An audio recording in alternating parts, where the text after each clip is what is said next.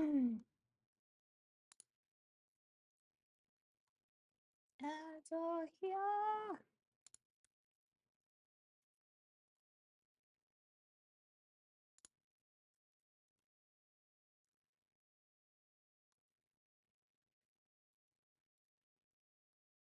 Hello, Wistful Panda. Good morning, good morning. I don't know if you're in an ad.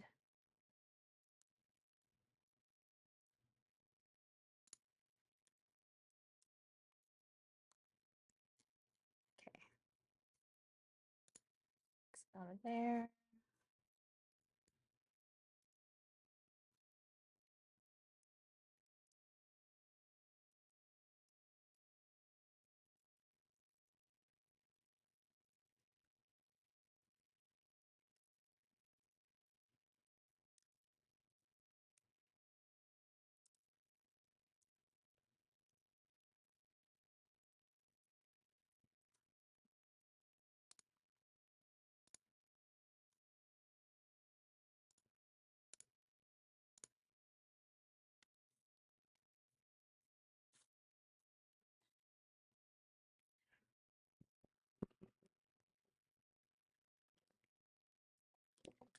All right, the ad will end in about a minute and a half and we'll get started, guys. Sorry for running late today. It's just been a day.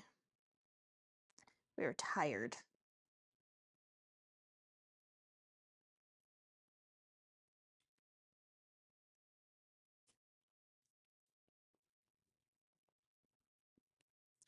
Tired.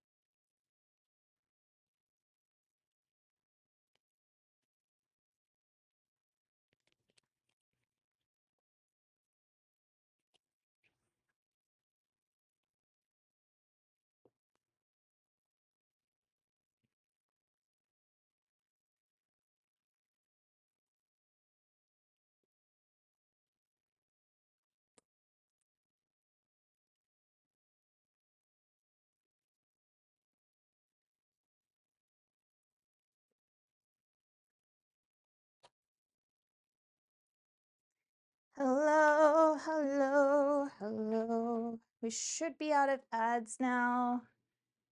Should be getting ready to get started.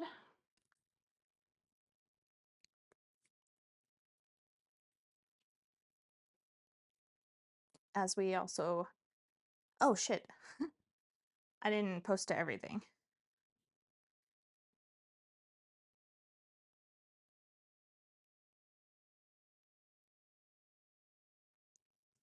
Hello everyone, we're getting started at twitch.tv/momnoms for a little bit of gourmet mac and cheese today.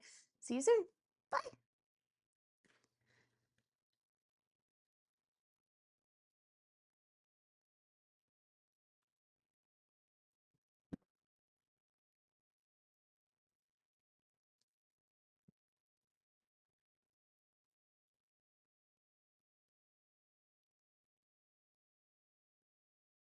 Oh my gosh. I hate when I'm trying to put something directly in the center and it doesn't give me the center line. The like snap line. Because sometimes I cannot tell.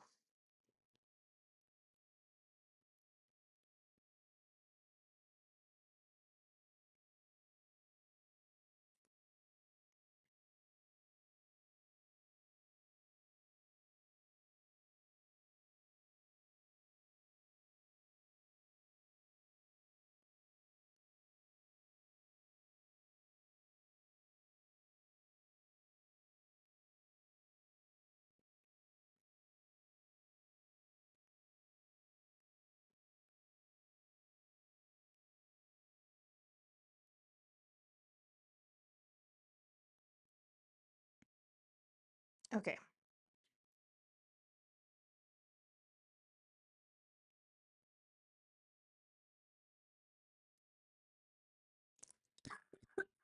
Sorry, guys. I still have like whatever is going on. Whatever is going on right now. But we should be ready to actually get started now.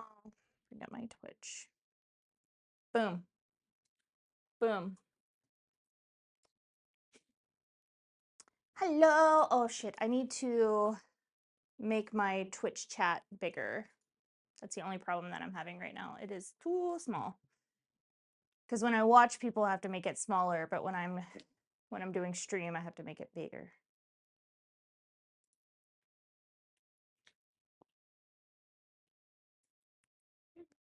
Heyo, heyo. Okay. I think we're good to go now.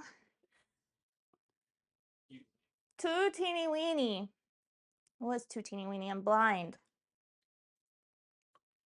I have no vision. I have no vision.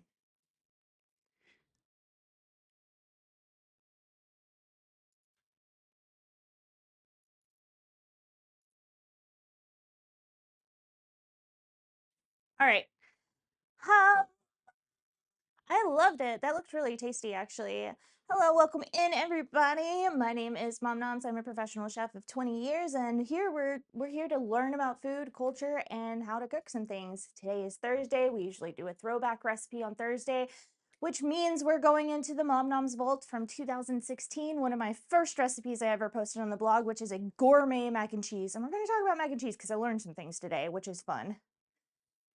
Crazy you chicken ramen with extra chicken flavor, chicken soup base powder, onion powder, crushed red peppers, chili powder, paprika, garlic powder, Creole, a spicy chili oil, lemon juice, pre-made great value chicken breast strips, air fried carrots, celery, 1 egg, and your last pre-made bowl of wonton soup. Ooh, whoa, that sounds really nice, actually. That sounds really nice. What did I make last night? Oh, I made for dinner. So I make really, really, really, really good rolled omelets. Like I've gotten really good at making rolled omelets, and I had this idea to put like spinach and cheese between each of the rolls last night and then serve it on rice like I would do my Korean fried egg rice.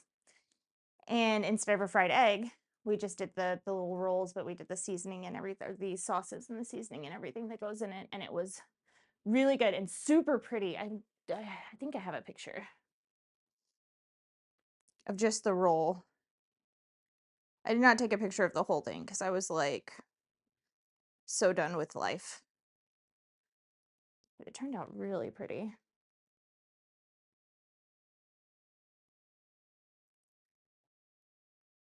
Very, very, very pretty. Because I don't know, by the end of the day, I don't know what to cook anymore. I don't know what to cook anymore by the time that we're done, like especially in the middle of the week with streams, with how many streams that I do, you know, Tuesday, Wednesday, Thursday, and Saturday, and then also like our nighttime streams with RDP and K. But with like trying to plan out what I'm cooking on Tuesday, Wednesday, and Thursday, and also plan out what I'm cooking when kiddo's home. And just sometimes when kiddo's not here, I'm like, oh no, I don't want any food. And I can't like really order takeout a bunch because like it's so expensive and I don't have the money. So no, I'm not ordering takeout a bunch. The first thing we're gonna do, as always, we're gonna get started with a cup of coffee, and I'm gonna talk to you guys a little bit. We have had a great week, guys. Great week. I like how the new setup is going. There are a few things. The savory juices from the slow-cooked bacon overflow to every corner of my mouth. 64 months of food. I think you've had more than 60. Have you had more than 64 months of food? Morning. Good morning, everybody. Thank you so much for that sub. You get to go and put in an ingredient into the list for next month. I guess you have to tell yourself. Red, tell Red what ingredients. Looking beautiful as always. Thank you. Thank you, thank you, thank you. Good morning. Hey, guess what I have? Since I haven't seen you this week, really, guess what I got? Guess what we're going to be making on Saturday night? Something you asked for. I got coconut flakes right here. I'm ready. My body is ready. I also got the cacao right here, too. Yes! Yes, we're going to be making them. I'm going to mess up that pronunciation so much half the time.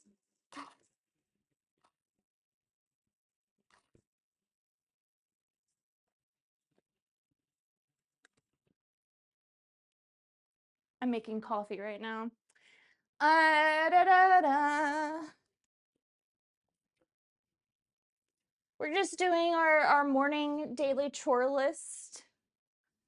You just freeze it. Heck yeah.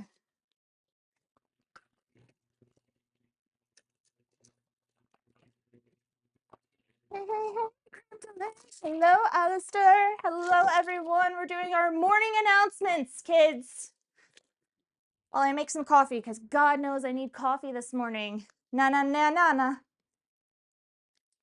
Na na na na na na na na na na na na na na na na na na na na Batman. I'm super excited though.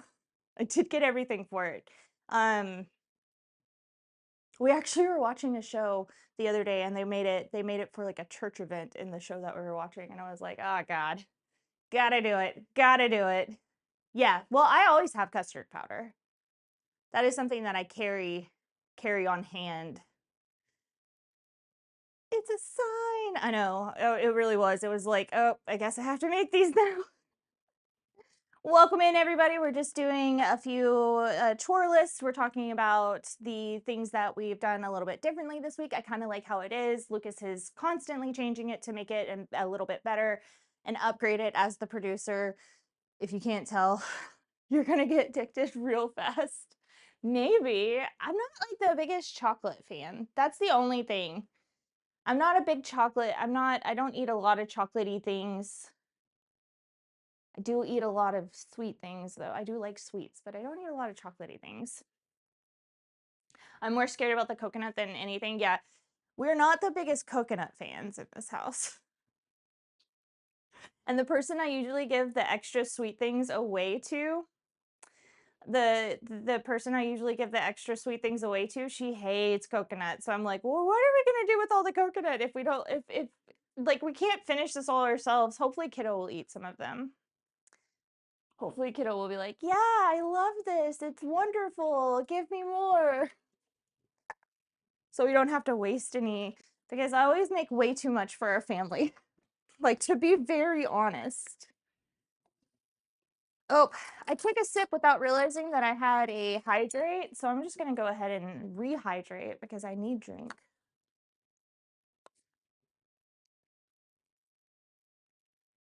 And breathe. I am still feeling quite off today. That's why we started an hour later than normal, because I was like, I'm going to give myself a little bit of time to rest before we work with food. And before I'm talking for an hour, especially since like I have been very I've been coughing a lot lately. Why am I, do not put salt in the sugar for your, it might be good, but that is not what I was trying to do. I do not want salt in my coffee this morning. Thank you.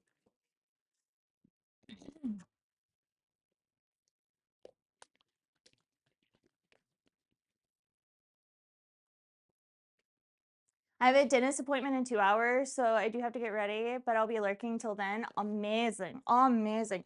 We are doing the Nanimo bars on Saturday. I told you I'm going to pronounce it 18 different kinds of ways before we get there, but we're doing them on Saturday night.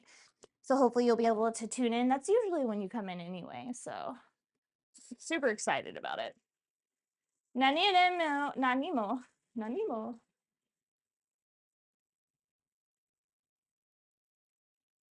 Hello. Do not stir the pot. When you cook meat, the onions and start. Ooh, okay. Okay. Good deal. Good deal, Alistair. That looked really good. The food that you posted in the Discord looked very, very, very, very tasty. I very much appreciate you guys posting food.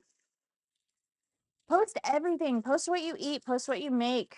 Post what you like. It helps me gauge what we should make on streams.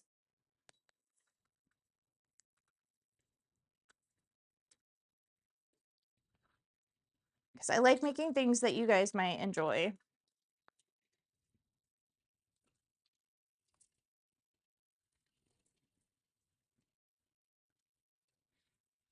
We're just getting a little bit of coffee so that I have my energy levels up. I have to do a stretch. Oh, ow.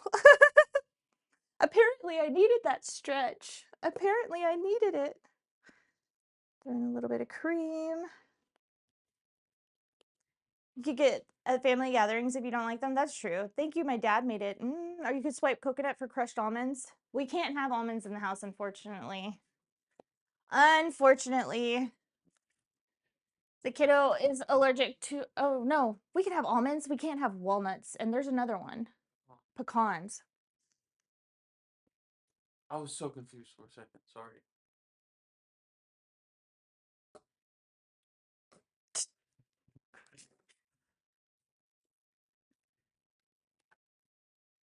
We can't have walnuts or pecans in the house.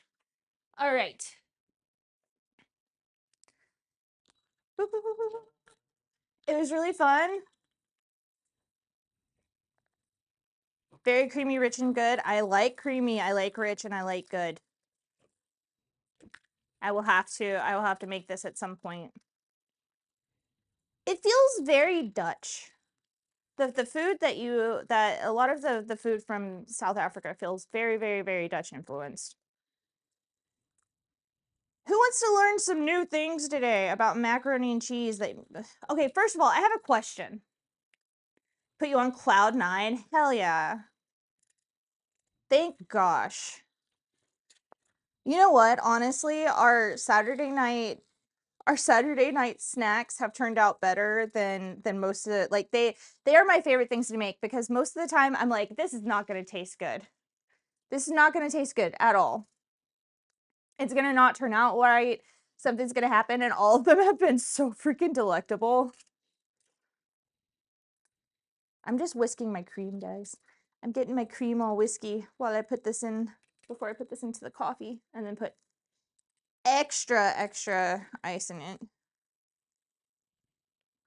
I'm very excited about that. Hell yeah, me too. I am very excited about it as well.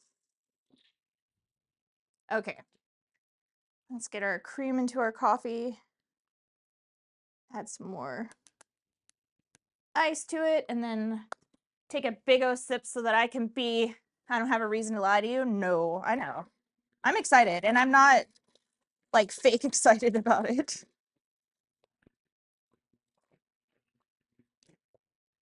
I just want to share, and I'm like, who can I share this with that lives with? Unfortunately, don't live around any family, or else I would definitely. I mean, I might. You know what? Our like little chosen family group around here might enjoy it. I don't know how Molly and Angus feel about coconut. Coffee done. In my Bucky's cup it goes. It's a Canadian about Canadian food. That's fair.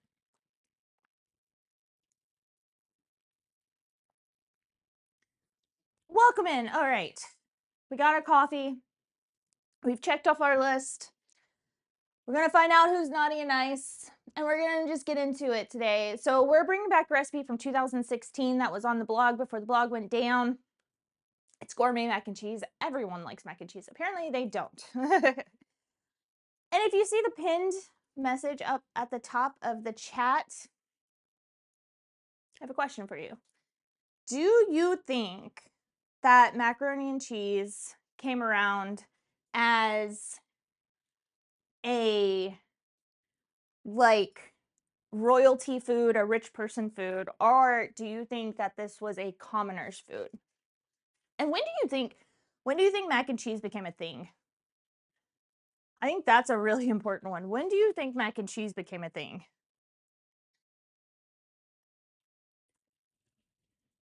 Answer to your heart's content.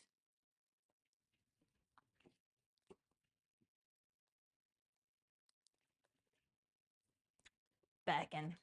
Probably royalty food. Why do you say that, Alistair?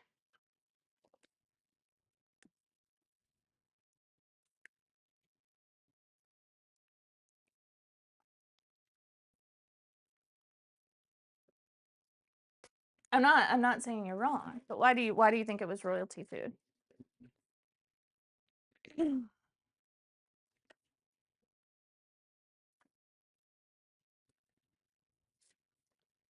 I bought new kitchen shears and I have no idea where any of my shears are. Oh, there's some. Those are not kitchen shears, those are regular scissors. I found them though. It was very rich and creamy and uses lots of cheeses. Do you think that the original mac and cheese uses lots of cheeses? I found out a lot of things while I was researching the history of mac and cheese that I just did not know about.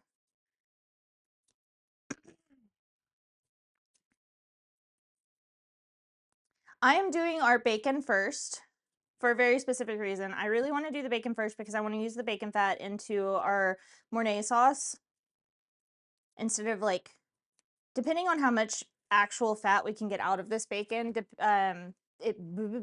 depending on how much we can get out of this bacon means that we can use a little bit less butter in the Mornay sauce, but we're gonna crisp up this bacon real big nut. Big lack. Very crispy. Even back then it would have been really pricey. Probably not. I know a lot of recipes were very basic.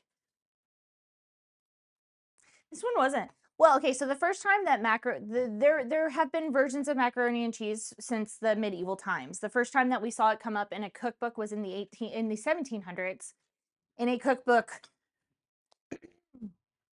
where it was called Macaroni with Cheese, and it was in a housewives cookbook in England, in British. It was invented in the technically it was invented in the UK.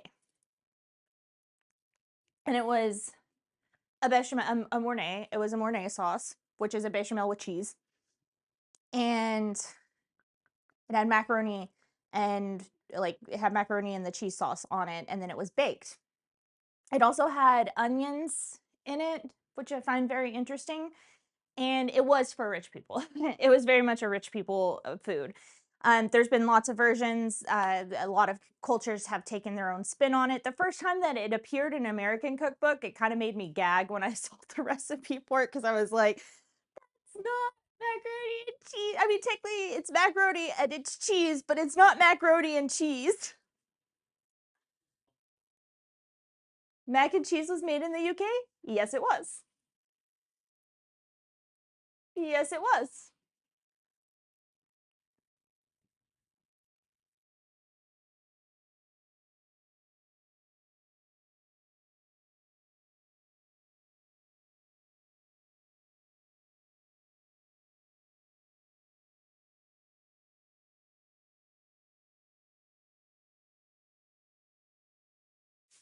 Sorry.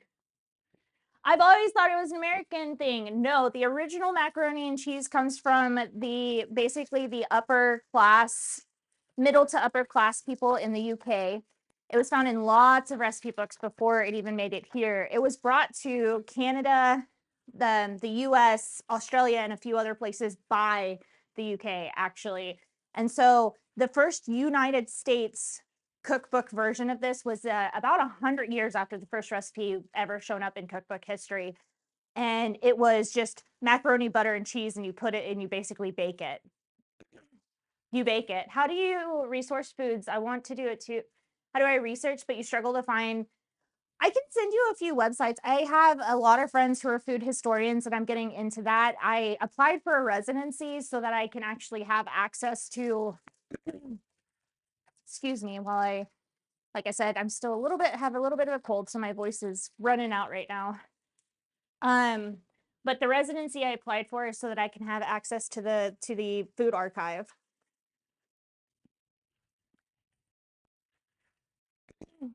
But yeah, it's not. I thought it was an American thing as well, Panda. I really did. I thought that like I was gonna start researching it, and it would be this is totally something that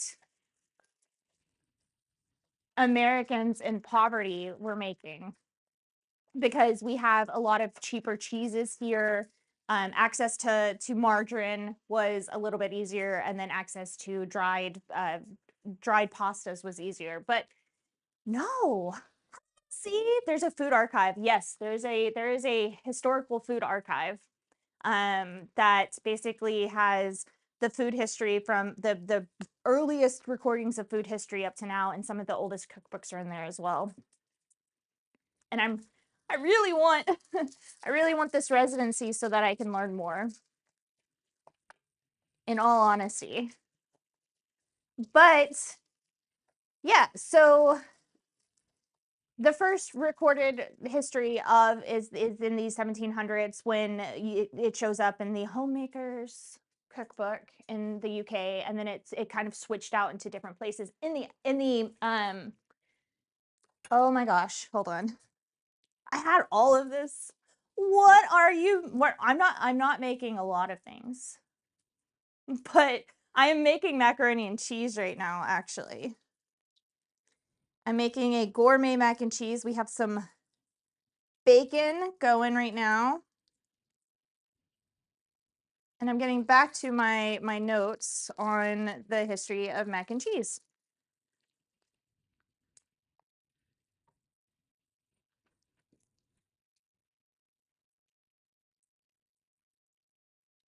So yeah, it was Elizabeth Raffald's book in 1769 that is the experienced English homemaker, and she used a bechamel sauce. Before then, yeah, it was more like kind of like a lasagna type thing that derives from the UK and Italian roots from when British people, it was a casserole.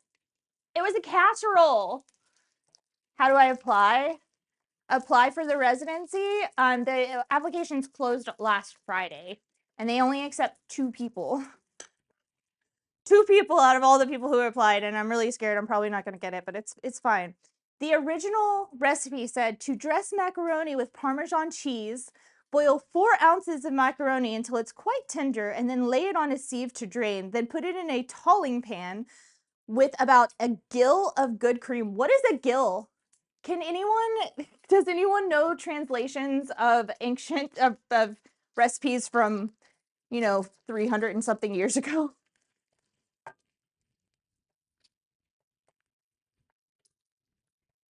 A lump of butter rolled in flour, boil it 5 minutes, put it on a plate, lay it all over the Parmesan cheese toasted, send it to the table on a water plate, for soon it gets cold.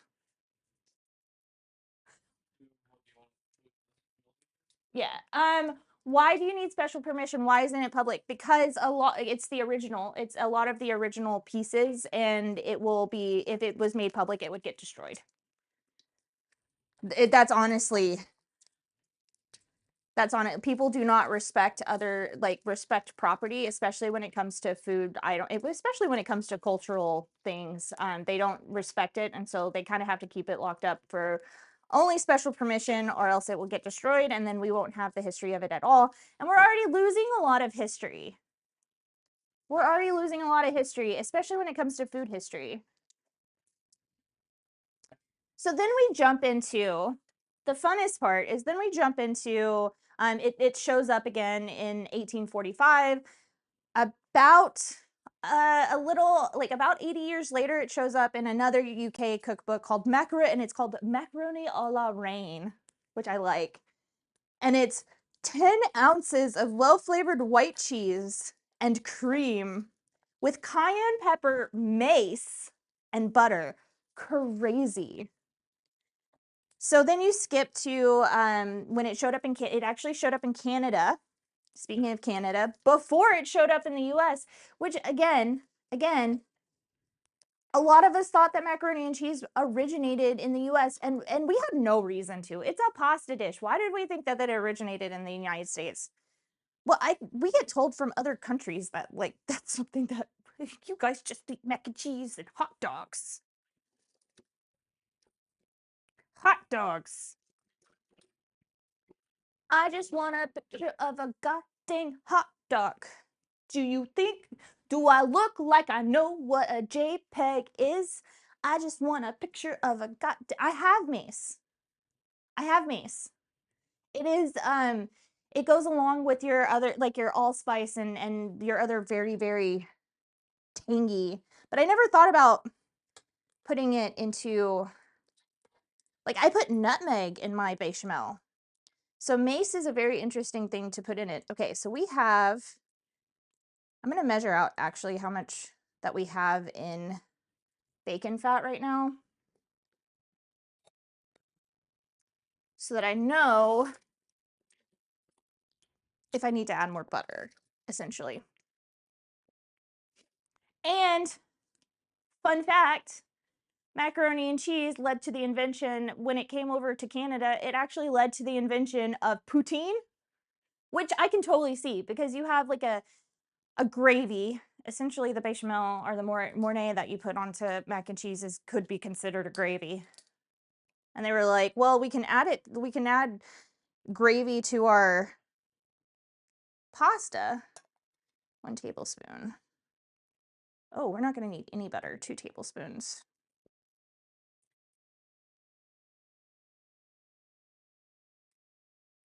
Hell yeah, look at that. Exactly 3 tablespoons. So we'll do 3 tablespoons of flour into this to start our Mornay. A Mornay is a bechamel that has cheese. Poutine is basically, it's French fries that has a gravy, a savory gravy on top, and cheese curds. It is a amazing snack that comes out of Canada, as we have our Canadian, our resident Canadian lurking in here. Very good, very good. It's tasty. I like poutine. There was a poutine food truck at in San Francisco that I would go to quite regularly. Okay, so then we go to the United States. It's in Canada. Originated from the UK, or originated from the UK. It's in Canada. Sorry, I'm looking for my flour, guys. And the first recorded time that we hear the words macaroni in the United States is when Thomas Jefferson is sitting at a table. They have a British chef come in to cook for them.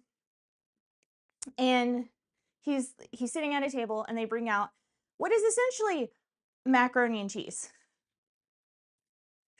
And he goes, in his letter about it, he goes, there was a lump of macaroni noodles with disgusting cheese on it. So it didn't catch in the United States because Thomas Jefferson was like, fuck that. That's disgusting.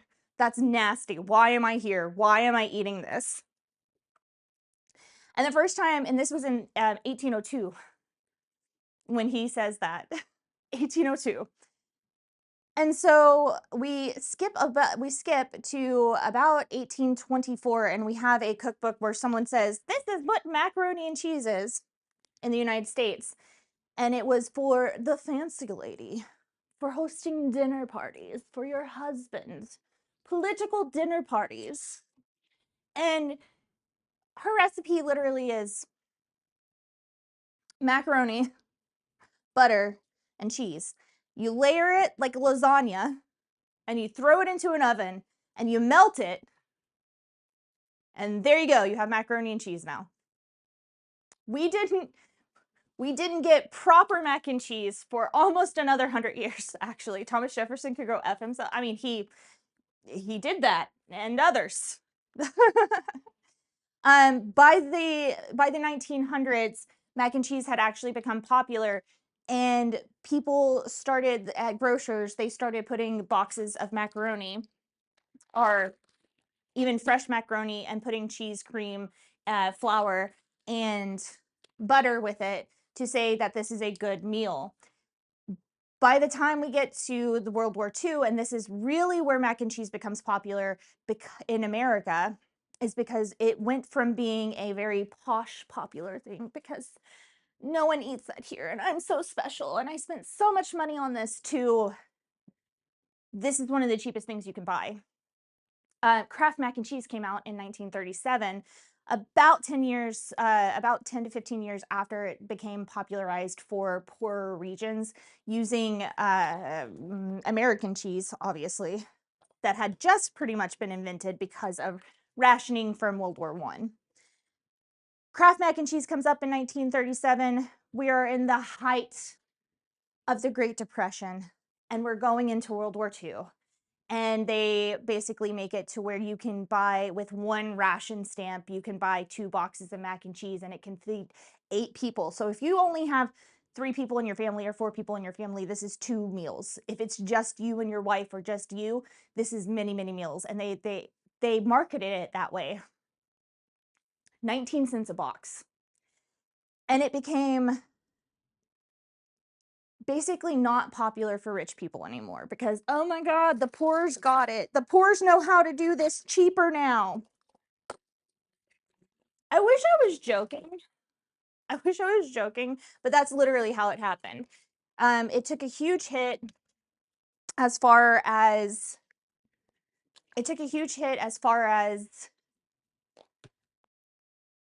who wanted it. It went from being very posh and popular, and like, this is what rich people serve at their fancy dinners, to this is what you eat in the Great Depression, because it came out of a box now. And just recently, yes, World War II Army. We were the whole United States was rationed in foods. You could not just go out and get food. If you had to go to the grocery store, you had stamps, and it was how much food that your family could get based on how many people were in your family. Because the Great Depression caused a lot of food to kind of, the Dust Bowl happened, which means food production was pretty much nothing at that point in time. Crops dried up. There was lots of drought. It was terrible. And then a lot of what we did produce was going into the, hi kitty cat. A lot of what we did produce was going into the to the armies. And so normal families could not actually buy enough groceries to feed them. I hate that the rich stole our food, made it expensive, and then that's going on with there's a Korean, I've been making Korean food for a long time before Korean food became the popular fucking thing to make.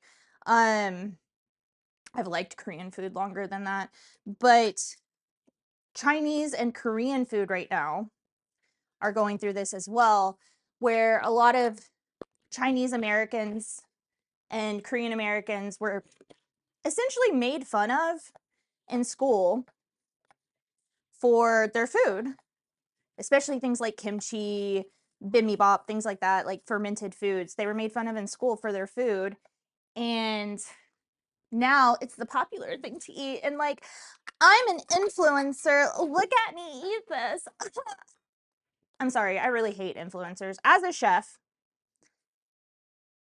who, has run many restaurants, I really dislike influencers. I think they can be utilized, and I think you can find the correct ones, but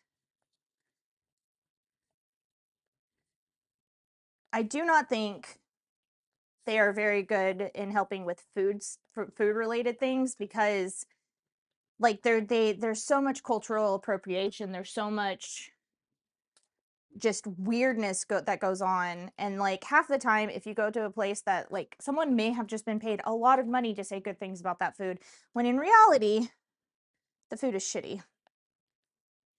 Burn the rich, anarchy. Eat the rich. I have a great recipe for them.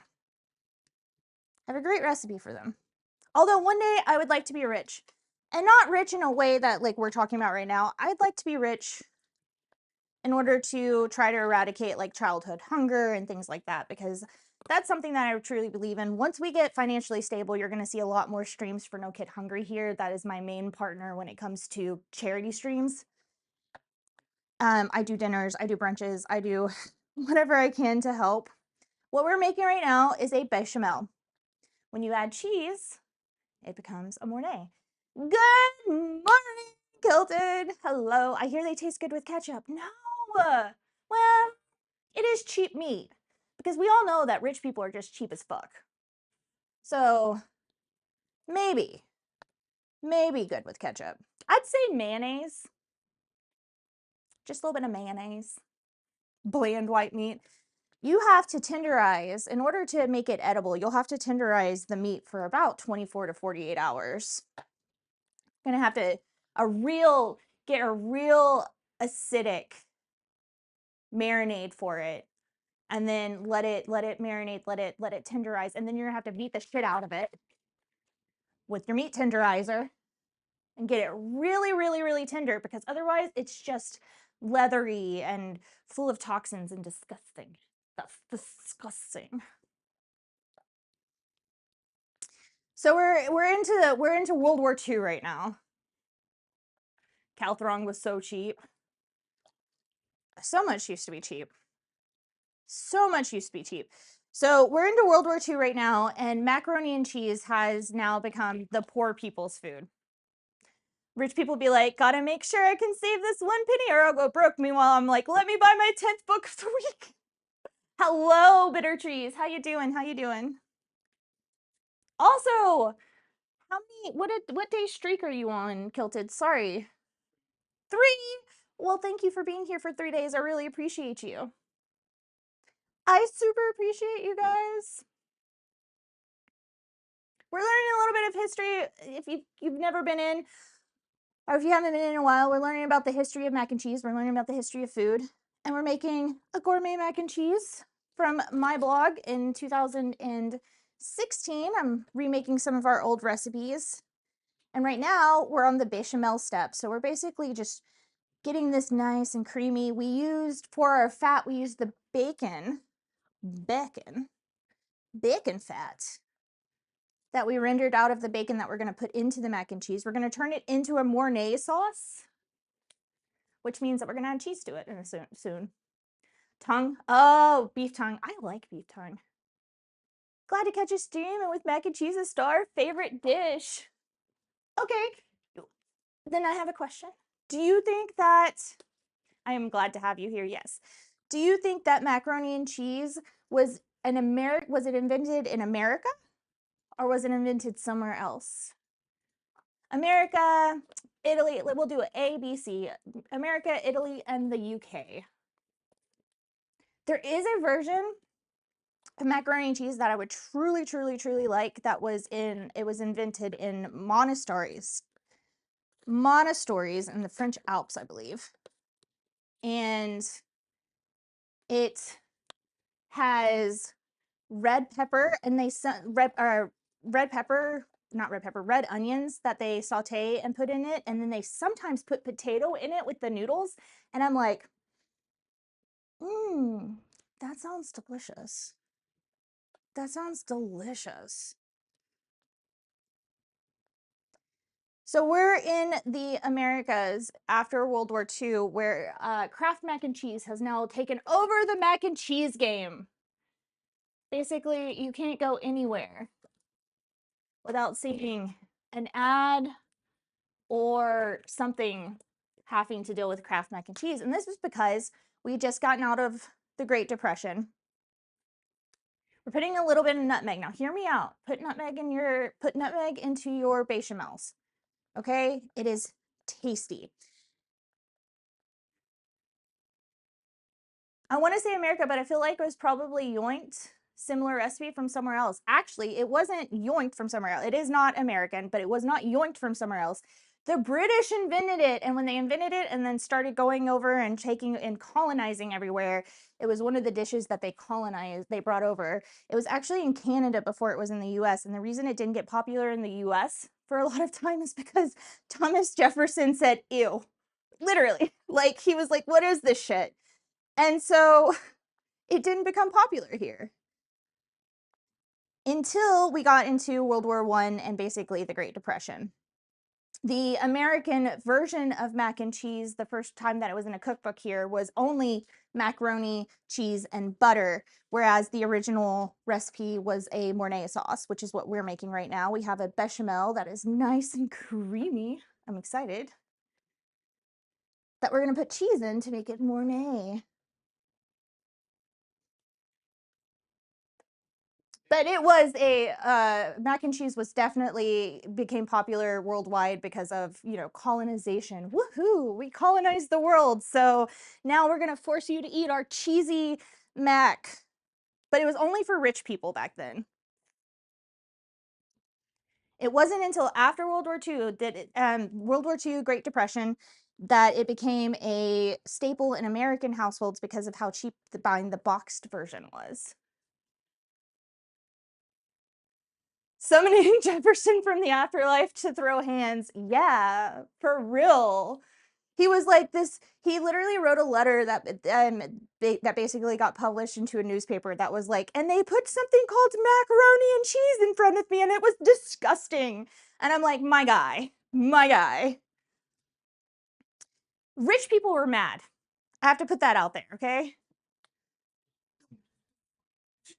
Your IRL name is very close to Mornay. TJ was such an ass. He was. And he was a Francophile, so I can see why he didn't like macaroni and cheese, because at the time, a lot of French dishes were very refined, is the best way that I'm going to put it. They were very refined.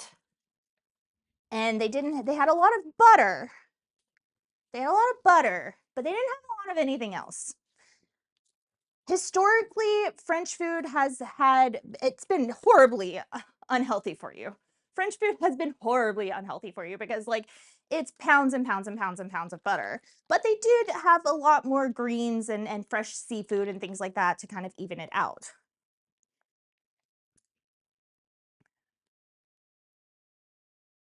It makes it sound like it's a cuss sound. All right, so I'm putting this fire all the way low right now. We have this nice glossy, look at this, that's hot. Look at how glossy this bechamel is. I love making bechamel. It's my favorite sauce to make, to be very honest. And we're going to add several cheeses in it because what the fuck is a Francophile? Poor Frank.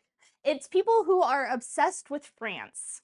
And Thomas Jefferson was very, very obsessed with France, to the point where even during the United States Revolution, he was in France more than he was in the United States. And he kept saying it was because he had things to do. He had to make sure that we could have diplomacy here. And I'm like, dude, you just didn't want to live here.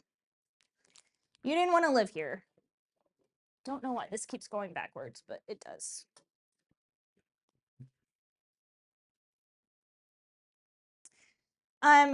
So we're in post World War II, and basically rich people are kind of pissed that the poor people took something from them, that it got mass marketed because of Kraft macaroni and cheese, the OG boxed mac and cheese.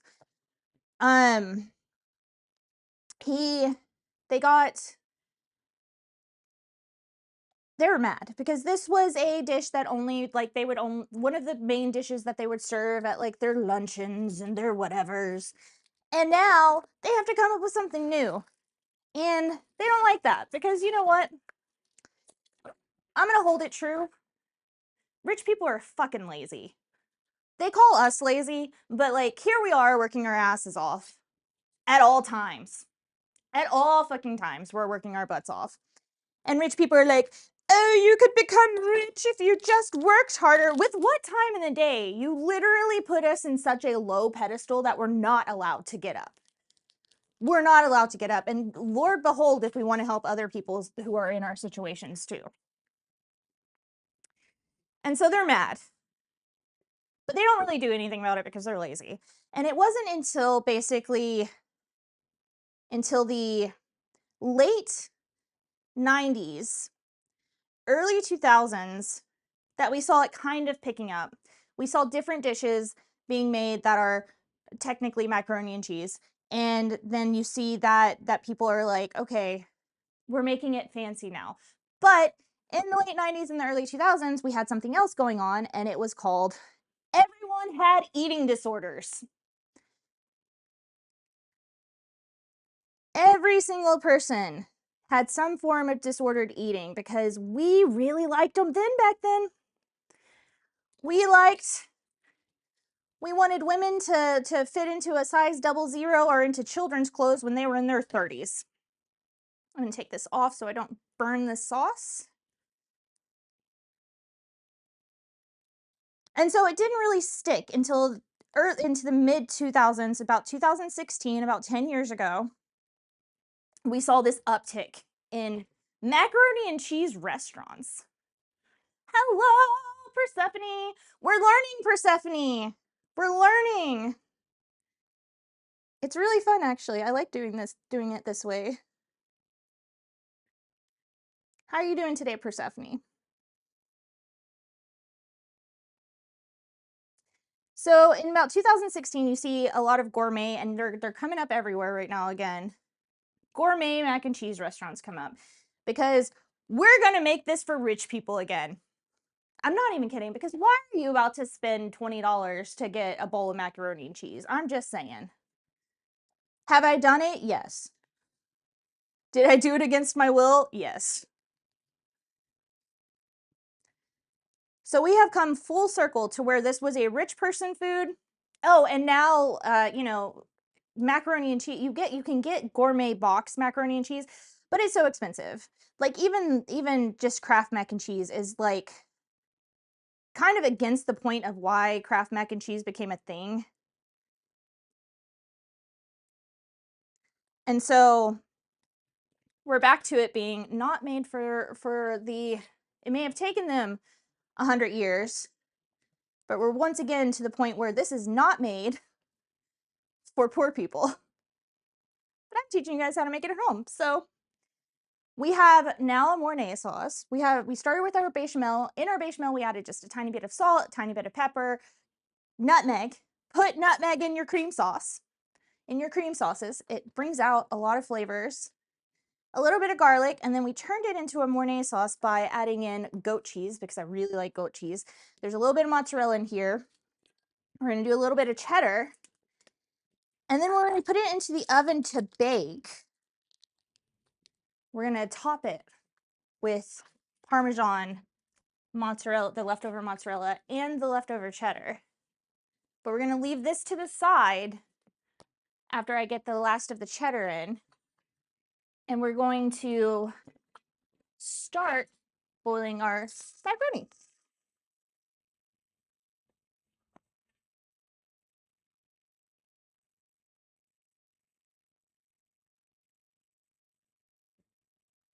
They're not, but there is a mac and cheese recipe that I want to try that has onions in it. And it's one of the original mac and cheese recipes from the 1700s. It was made by monks in the French Alps. And I want to try it with the potatoes and without the potatoes, because they added potatoes for some reason. No pasta is worth going to a restaurant for except for Spaghetti Factory, because their sauces are peak. I can see that. I have a little bit of a different stance on that, because like there are sauces that I can only get if I go to certain restaurants. Like my Cajun Alfredo would never have become a thing if I wouldn't have had a shitty version of it from another restaurant. When I was like 12, I was like, what the fuck? This is so gross. I'm gonna remake it.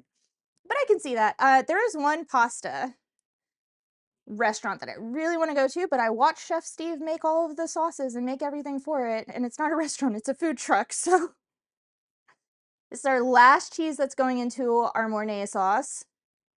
Then we're going to pour some of the pasta water in after the pasta is done. We're going to pour some of the pasta water in to give it a, like, so that it can stick, essentially. and to thin it out just the slightest bit for when we add it into the pasta and we bake it. It is a nice, creamy, rich sauce now. Around me, they serve basic pasta with sauces, nothing amazing. Oh, you can taste the bacon in there really well.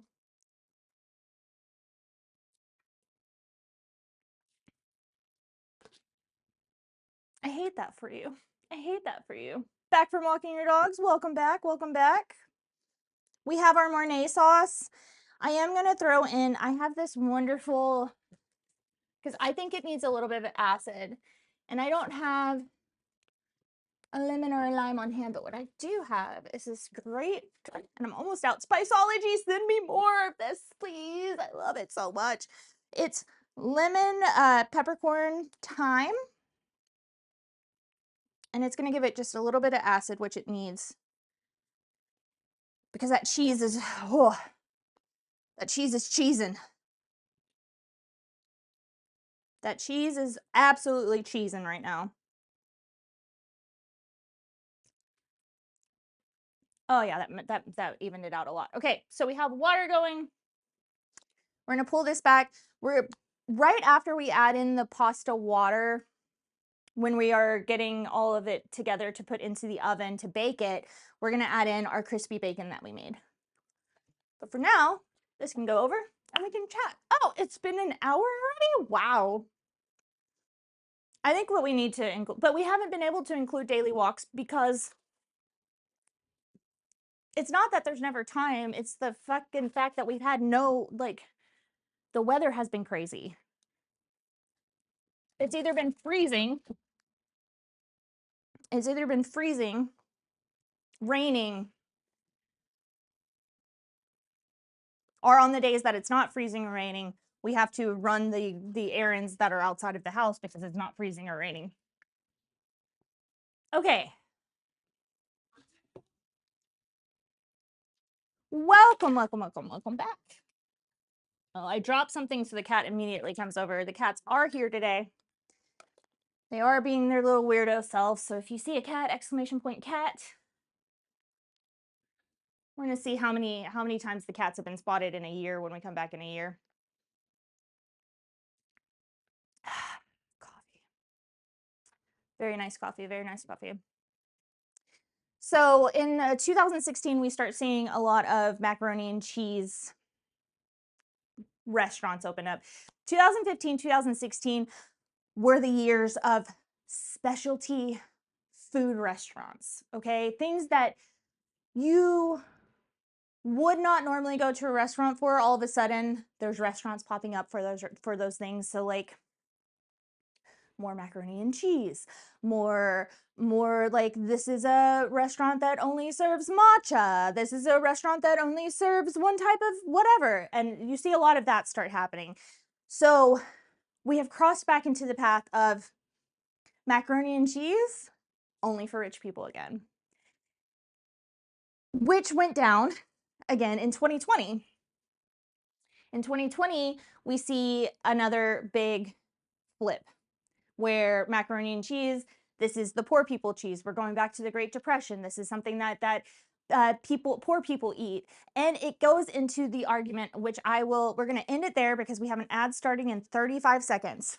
We're going to get into the 2020 food debacles, which is wild, especially when it comes to poor people versus rich people versus what do you eat? The class divide has grown. The class divide and the racism. The racism has grown. So we're going to get into that after our ad, which is going to be starting in about 12 seconds. I hope you guys are enjoying this. This is more of the style that I have wanted to do. It's weird. It's fun. If you have questions, let me know. We're teaching, we're learning, we're making food, we're doing the things. Join Discord.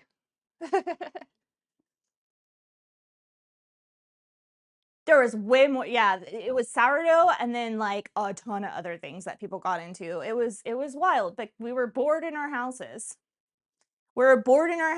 So actually 2020 was the last time that Mom Noms was fully around.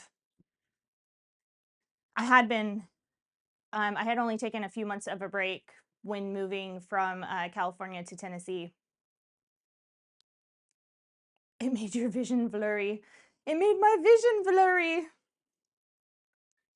But we will be right back as soon as these ads start. But, you know, Twitch is like, oh, an ad is starting in 12 seconds, and then it takes another like 15, 20 seconds before someone can actually, like, the tracking. Did it make your vision blurry? Did you have the blurry visions?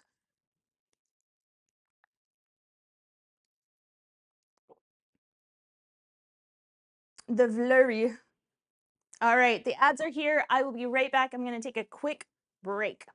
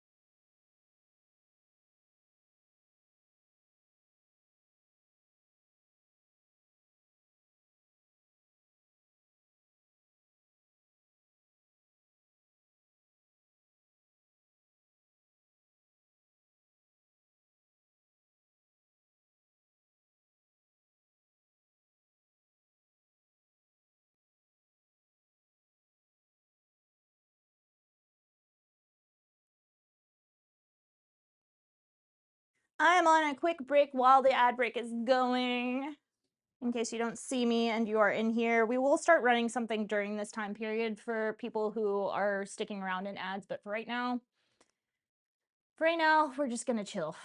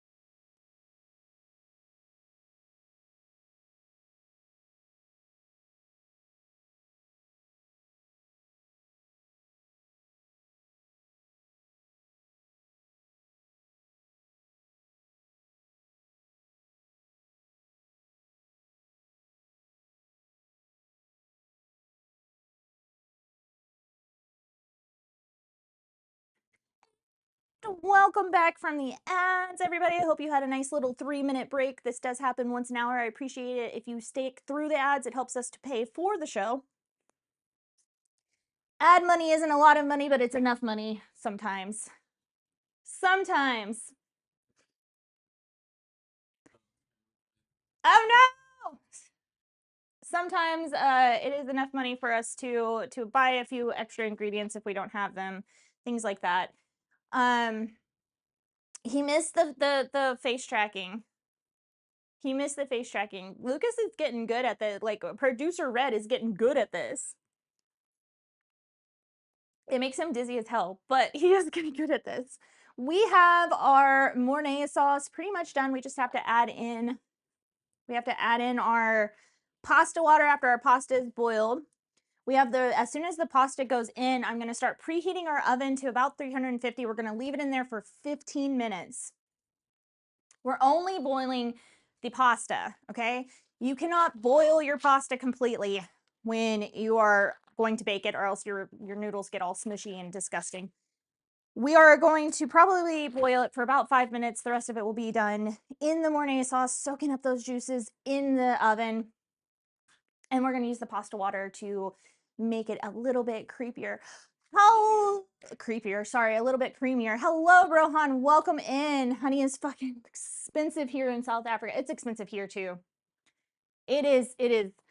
For a little 8-ounce jar of non-overprocessed honey, it's like $20. I don't keep honey on hand very often. I can't afford honey. If you're just joining us, we're learning the history of macaroni and cheese. It's a very interesting history, and we've gone up to 2020. The bees aren't doing so hot. They're not doing that hot right now.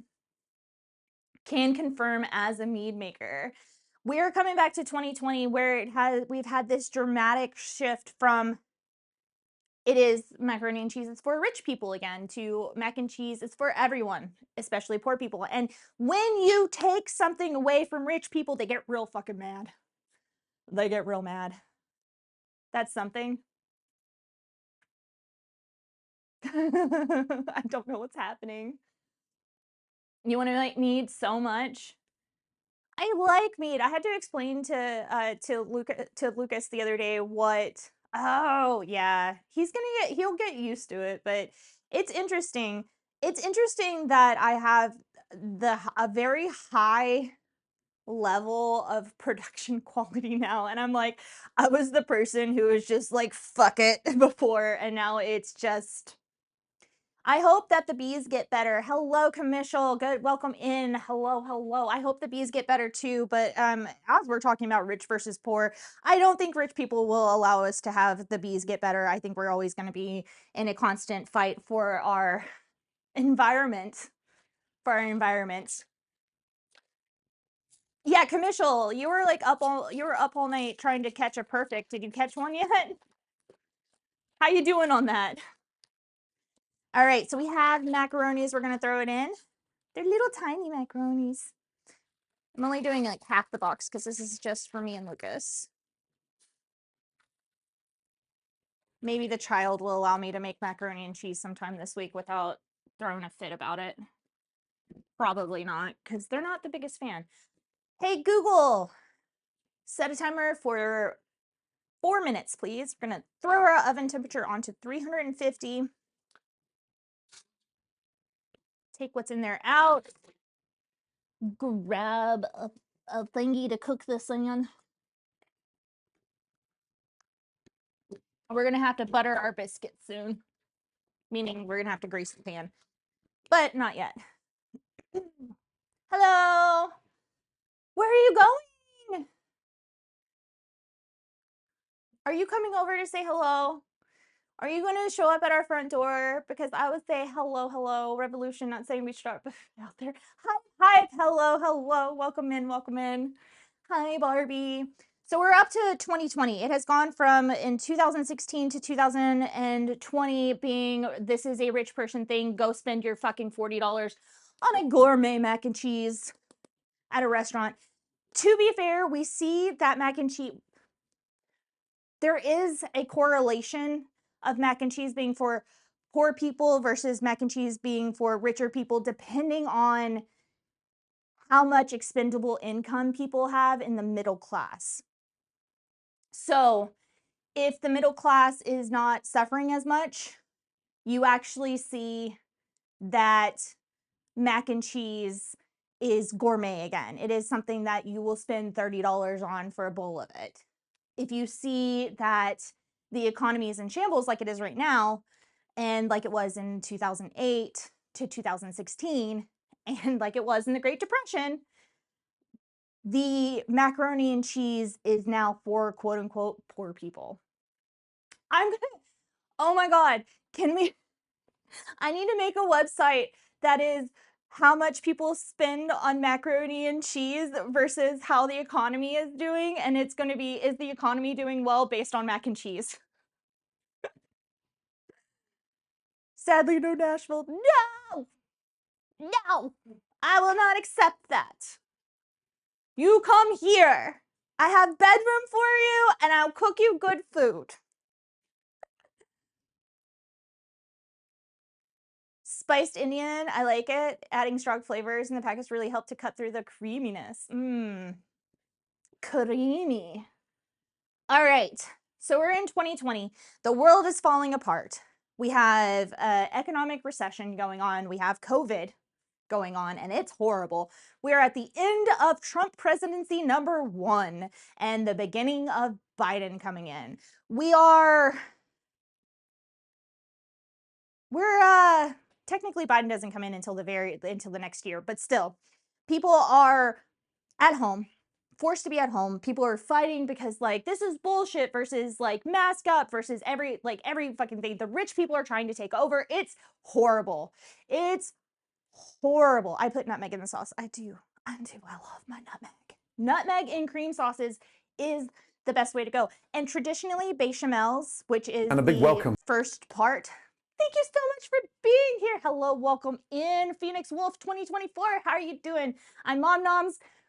This is a cooking show that also talks about the history of food, the culture of food, and everything around it. And right now we're talking about rich versus poor when it comes to macaroni and cheese, because macaroni and cheese used to be a royal food. And then in the 1930s, it became a poor food. And then it became a royal food. And then it became a poor food again. And we're in 2020 land where the world has began to absolutely crumble. We're at home. We're stuck at home. And so people are learning how to make food themselves. Mind you, I can bet that a lot of these people got food poisoning with the things that I was saying. Hey, Google, stop. Hey, Google, stop. Okay, so while we're stopping for a minute because we have our macaroni, we're gonna pour in a little bit of this pasta water and we're gonna strain it out. Put it back in because we're gonna make sure that we get it all nice and mixed in just a second. Son of Ezra the Wistful. Oh, hello, welcome in. Welcome in, nice to have you here.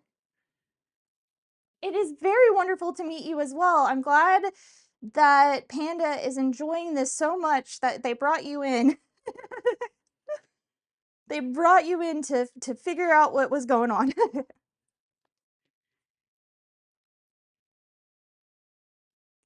Between 19s and 20s. Alistair, that is so funny. Alistair. So we are currently in the Great Depression. I'm going to take half of my bacon rations and then the other half I'm going to chop up very finely and put on the top of this. But half of them is going to go into the macaroni and cheese before we bake it. All right, we're done with our sauce completely done with our sauce now. Put our macaroni right there and we're going to start mixing it. So, world's on fire, but that's the way I like it and I'll never get bored. Hey now, you're a rock star, get your game on, go play. And everyone's stuck at home, whether they like it or not. We have a bunch of people who are conspiracy theorists and don't believe in COVID and say that it's like something weird. They're the ones who are going out. But mostly everyone is stuck at home trying to figure out what to do. So we have the revolution of we can make this ourselves. We have the sourdough girls, we have the pasta girlies, we got the men who are smoking and barbecuing and making beers, we have the women who are smoking and barbecuing and making beers, and we have, hey, why have we been paying $1 million for all of this shit when we can do it ourselves at home for cheaper? You see where I'm going here? My mom has some whole mace pods. Oh, mace. One of the original mac and cheese recipes calls for mace, Brohan. It calls for mace. And I was like, hell yeah, I've been doing this right. I'm going to pull my biggest Mora. God rest her soul. I don't really believe in God, but oh, she's dead. And I'm really sad about that. It makes me really sad, but I'm going to say you need to fold the cheese in. Fold the cheese in, guys. You don't just mix it, you fold it in. Fold. Get it all nice and covered. But people in 2020, especially the people who are in this chat right now who are calling for, you know, a very expensive dinner of eating rich people, We we were like, why the fuck are we paying so much for everything that we get? And you know, at a restaurant, I have worked restaurants for a very long time, and I realize food costs and things like that, but sometimes it's fucking ridiculous. And the food cost is fucking ridiculous. I have a theory, but it could be a very, very conspiracy theory. But based on my food history and research that I've been doing for this channel a lot lately, I don't think that it's a conspiracy theory, especially with everything else going on right now. My water bottle fell, guys.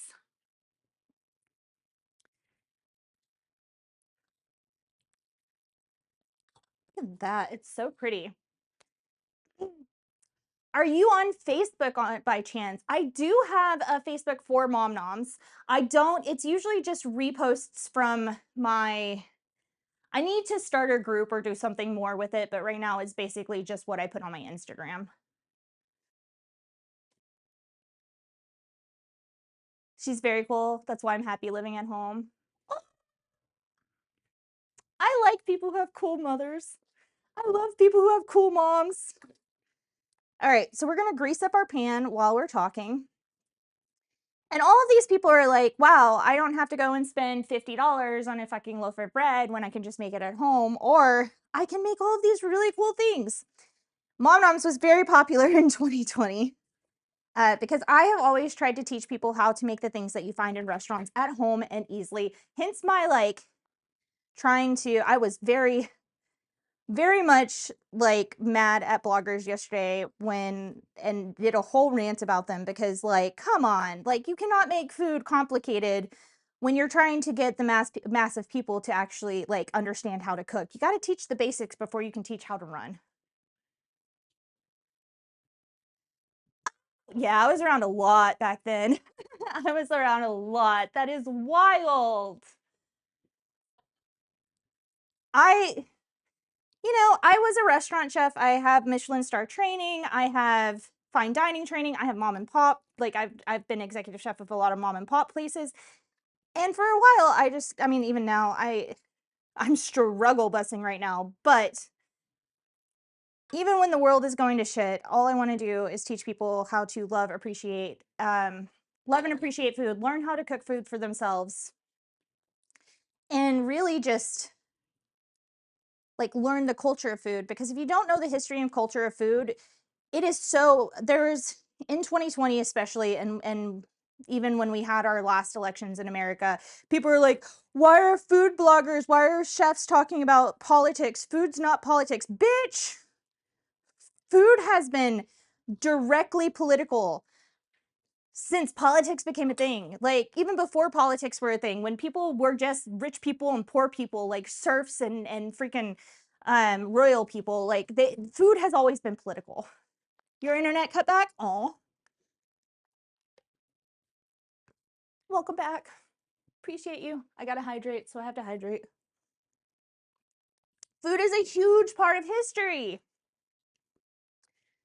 And it's crazy when people are like, it's not political. Let me tell you about the potato.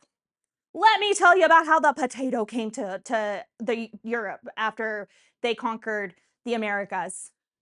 No one wanted a fucking potato because it tasted like dirt and like they tried to give it to them. And then they had so many potatoes and none of the people wanted to buy them. So they set up a fake camp saying, we brought this wonderful thing from the Americas and how we're going to keep it all to ourselves because we're so rich and blah, blah, blah. And like literally made poor people steal the potatoes.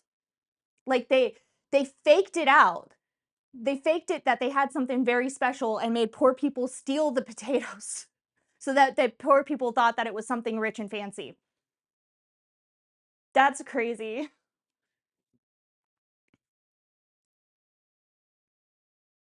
My high school history teacher always said, without food evolution, what is the point of creating history at all? I like that. I like that a lot. I am, the more that I cooked, the more that I've been in the restaurant industry, the more interested in the history and the culture and why we do the things that we do when it comes to food. and why some things that would generally be considered poor people food, quote unquote, are like rich people food. I'm gonna say lobster for that one. Breathe. Breathe. I talk too much. I know. I don't breathe a lot because I talk so much. All right. Chopped up our little bacon bits that are gonna go on the top while we're roasting this. Gonna put our cheeses on the top, and then we're gonna bake it. And it's gonna come out wonderful, guys. So we have this whole fight between middle class stretch between middle class and poor and rich class. And the difference between the 1920s and 30s, when we had the Great Depression and World War II, to now is that the middle class and lower class, well, it's actually the similarity, is that that divide is lower class and middle class, not really a big divide anymore. I wanted to make sure you got it into your lungs. I appreciate that. I appreciate that so much because sometimes I'm very autistic and food is one of my biggest food is one of my biggest special interests. It has been since I was a very, very young child. Even when I had a major eating disorder, food has always been the thing for me. And I have other special interests, and I've had jobs in those other special interests, but I think I could give you a TED Talk on food more than I could give you a TED Talk on marketing. I'm good at marketing. I am not, this is something I dream about all day. I was here the whole time. Oh yeah, Panda's been here the entire time. We have one of the same, friends. I'm a late diagnosed autistic because back in the 2000s when I should have been diagnosed because a lot of shit was going on in my brain and I was not doing well. They diagnosed me with borderline personality disorder because I have a vagina, and they did not do autism evaluations for people with vaginas. I know that sounds weird, but it is like the God honest truth. Okay. Almost done with adding the cheese on top. I am gonna have like a little bit of this sharp cheddar left over, and that's fine. And we're gonna add the Romano on top of that. When I was young, I hated food and eating. All you wanted was bland food or salty food. I started learning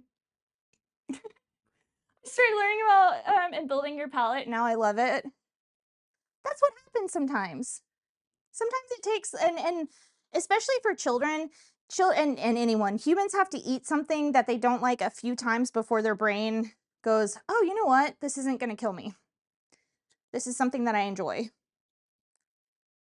A lot of food that we don't like, our brains literally think that it's trying to poison us. And I find that just interesting. The human brain is wild.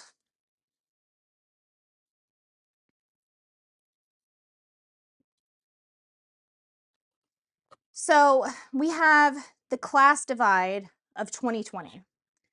Most rich people, if you guys don't remember this, most of the very, very rich people were still going out doing things, licking toilets in planes. I'm not kidding. And just thinking that the whole COVID thing's a conspiracy theory, so like, why do I have to care? And the middle class and poorer people, who are way closer in the spectrum than they are to the rich people, we're basically like, this is when the 1% thing was going on and everything as well. We're like, damn, I make my own food. I make my own food. Who is licking toilets? Are you kidding me? Do you not know this? Your special interest. Oh my gosh, you're running so fast. Hold on. Art, music, and building using creativity and innovation. You sound like my husband. You sound like I diagnose you with woman disease. It's when I don't want to deal with you anymore. It's uncurable and socially stigmatized. Stop bothering me. Yes! Yes, Rohan. Do you know how many times I've been hospitalized for having borderline personality disorder, which when I got diagnosed with autism finally, they were like, there is no way in hell you're borderline. Um, similar, they have similar vibes, but like he was like, you're autistic. I was like, no, really? And it was because like anytime I would go and I'd be like, I keep having panic attacks, they're like, you're suicidal, you're going into the pen, you're leaving us, we're putting you away, we don't want to deal with this. You didn't like olives for, I hate a kilogram. You ate a kilogram, but you love it. Oh, there's of licorice. Oh, I don't like licorice that much. I'll deal with it, but I don't like it that much. There are foods that I can't eat because it makes me like really sick because of being in the hospital and things from eating disorder and like my fake mental health diagnosis. Literally. There were a few times I should have been hospitalized, but hey, Google, turn on the timer for 15 minutes, please. In 15 minutes, we're going to put it in the broiler, which I have an old gas stove. Well, it's not old, it's actually new, but the gas stove has the broiler at the very bottom, so it'll be fun. No, it fell off my hands and they ate it. I didn't like olives for a while, but now because I had them in a salad and then you started liking them. I have a great recipe for kimchi olives. It's tell you about the toilet thing later. I will send you the video. It was crazy. It was some little rich girl was on a plane and she said COVID doesn't exist, and she licked the used toilet seat in the plane. Why? No idea. No fucking idea. People are insane. I feel like the more money you have, the less sense you have. You hated cheeseburgers for a good while until one day McDonald's screwed up your burger order, and instead of removing the problem, I told myself, what the heck, and you ate it and even enjoyed it. That's fun. That's fun. Tastes do change a lot. I grew up as a vegetarian. Um, I grew up as a vegetarian and I started eating meat when I was about 25 years old. And there's some meats I can't do, but there's a lot of meat that I'm like, oh, I enjoy this. Other flavors do help. Even if, why didn't I thought to lick the toilet seat? I don't know. When I saw the video, I was like, ugh, ugh. It was so nasty. These people be nasty, guys. Like, for real, for real. Thank you for the breathing. You guys are keeping me breathing because I do forget to breathe sometimes. Okay, so we are poor people and middle class are going, hey, I can make food myself. And that's really cool. That's amazing. And I didn't know I could do that. And it's cheaper. And then we have the rich people who are starting to get their panties in a wad because when the middle class and poor people don't spend money going out and don't spend money on frivolous things, the rich don't make as much money. And so we get done with I'm going to quote that, but we get done with the lockdown of COVID. More people are going out. More people have been stuck inside for a long time. And we have, going straight back to 2016, the specialty restaurants coming back. And now they're bigger and better than ever, guys. These specialty restaurants are crazy. And mac and cheese becomes one of the biggest hits. So not only do you have like mac and cheese, you have the mac and cheese fried balls. You have this kind of mac and cheese that you can, like, I saw a mac and cheese popsicle at one point, which was disgusting. You have all of these different kinds of mac and cheese because the rich people saw that they were making mac and cheeses, they were making breads, they were making all of these things, and they want to take back the money that they feel has been stolen from them by everyone cooking at home. And that's currently where we are on the timeline. Mac and cheese is back to being a rich person food, guys. Go and get your $20 to $30 bowl of mac and cheese at the place that kind of looks like a Chipotle, but you spend way too much money on it.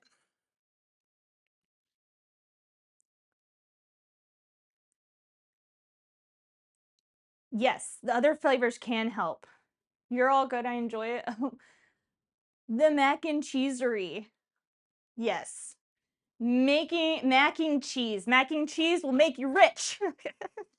But only if you were already rich.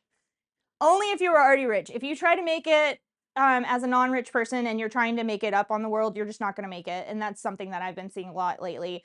We are going into depression level era, into a depression 1920s to 1930s level of insecurity, money insecurity, food insecurity, things like that right now because rich people, ruin our whole world. They do.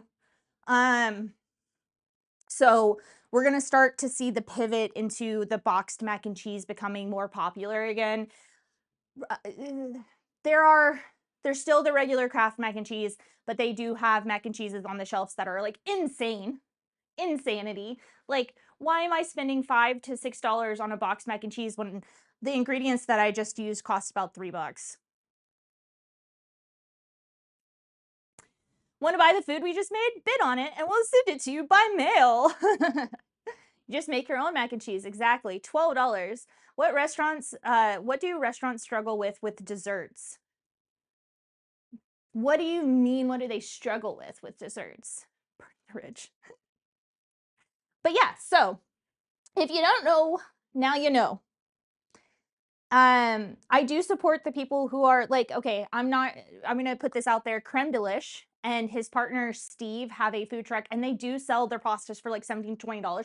But you watch this man, you watch these people making them, and they're the ones who are like, to me, are the ones who are like, I am going to struggle my ass off to try to get to a place that I want. And that is take advantage of the rich people. Do it. And for the last 3 days I've watched the Chef Steve prep all of his stuff for the food truck and it has been amazing. I miss doing things like that. It's very good. He does have a $20 dish that it's going to be this week with crawfish in it. But their food costs are a lot higher because they don't have as many customers. For a lot of these places that are selling like $20 bowls of pasta, their food costs aren't as high because they have a turnover rate that's huge. Tonight, the food truck, they're hoping to get 20 tickets total. Like, they're like, I want to get 20 tickets. And this is to me, the people who have been working their asses off to get to the places that they want to be and are struggling. So I'm not talking about mom and pop shops. What I'm mostly talking about are these like mass corporate, like, let's sell everything. And like Olive Garden, Olive Garden and what are some of the North Italia and things like that who have high turnover rates and their food costs are actually lower because they can buy more in bulk. Yeah, they're still selling their pastas for like $35 a piece. And fuck you, Fazoli's. Fazoli's is $5. That's poor people food and it has no flavor because people think that if you're poor you don't deserve flavor. Fuck you. There you go. The history of macaroni and cheese. Did you guys enjoy that? Any questions? Any questions?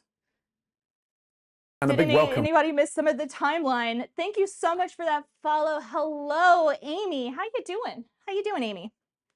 Welcome in. My name is Mom Noms. I am a professional chef of 20 years with Michelin experience. Been executive chef a few places, and now I teach food history, food culture, and how to make things that you want to eat at home. And right now we're doing macaroni and cheese while learning the history of macaroni and cheese. Work and lurk? Have good luck. Thanks for the follow. Oh, I'm all heated up now. I'm all heated up. But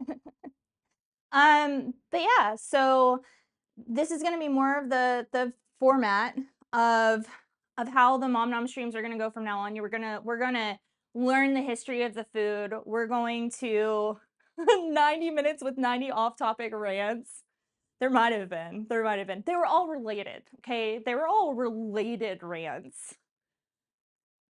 But they were not on mac and cheese.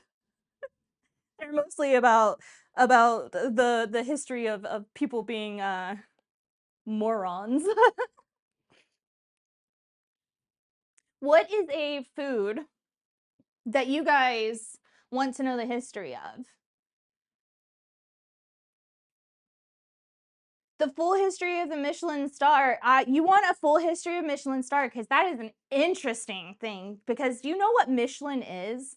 I don't think many people understand the company that produces the Michelin star and how much it does not, to me, equate to like the best food and restaurants and drinks in the world. So there once was this tire company called Michelin who wanted to sell more tires. They wanted to sell more tires, so they decided to do road trips around the US where this was first started. They decided to do some road trips because if people wanted to drive to hotels and food and things like that with a tour, with basically a this is the best of the best, they're going to spend more money on tires because you'll go through more tires. And so the Michelin Guide was started. You have one near you? I think that it's so funny that a tire company is what created one of the most elite lists of food, hotels, and wine slash drinks that we have. And when it was like, and you didn't come to the places where, that's the other part that makes me laugh because they didn't come to the places where people drive more. Like they were on the coasts but like Nashville and the southeast part of America just got their first Michelin stars this year. Well, 2025. They only got their first Michelin stars. And I'm like, more people drive here. If you want them to spend money on tires, maybe come to the place where people drive a lot. Pizza. I plan on doing a pizza special. The mascot, the big marshmallow man. He scares you. He scares me because of Ghostbusters, to be very honest.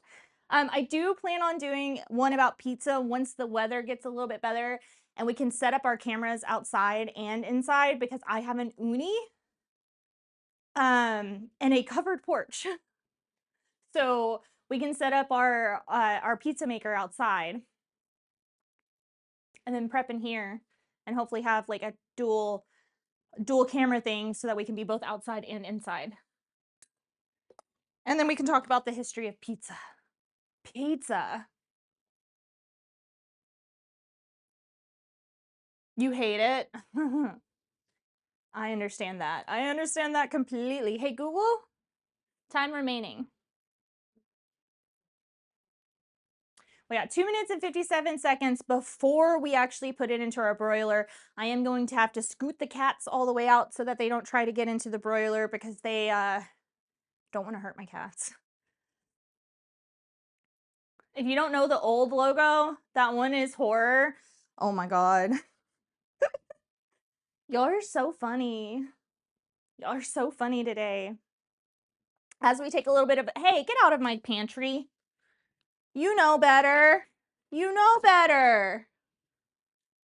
You literally, I gave you a snack and everything before stream so that you didn't come and ask me for more food. I refilled your water. I gave you a nice little snack. I know you already ate. I know there's food in there.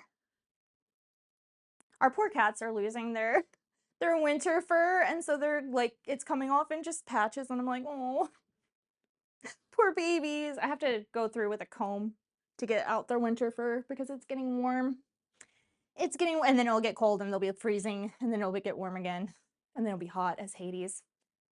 Okay, so as we have a little bit of break while we're waiting for our mac and cheese to come out, I'm going to tell you the things that we're raising money for right now. I have been a marketer for the past like several years and the marketing industry has gone down because of AI.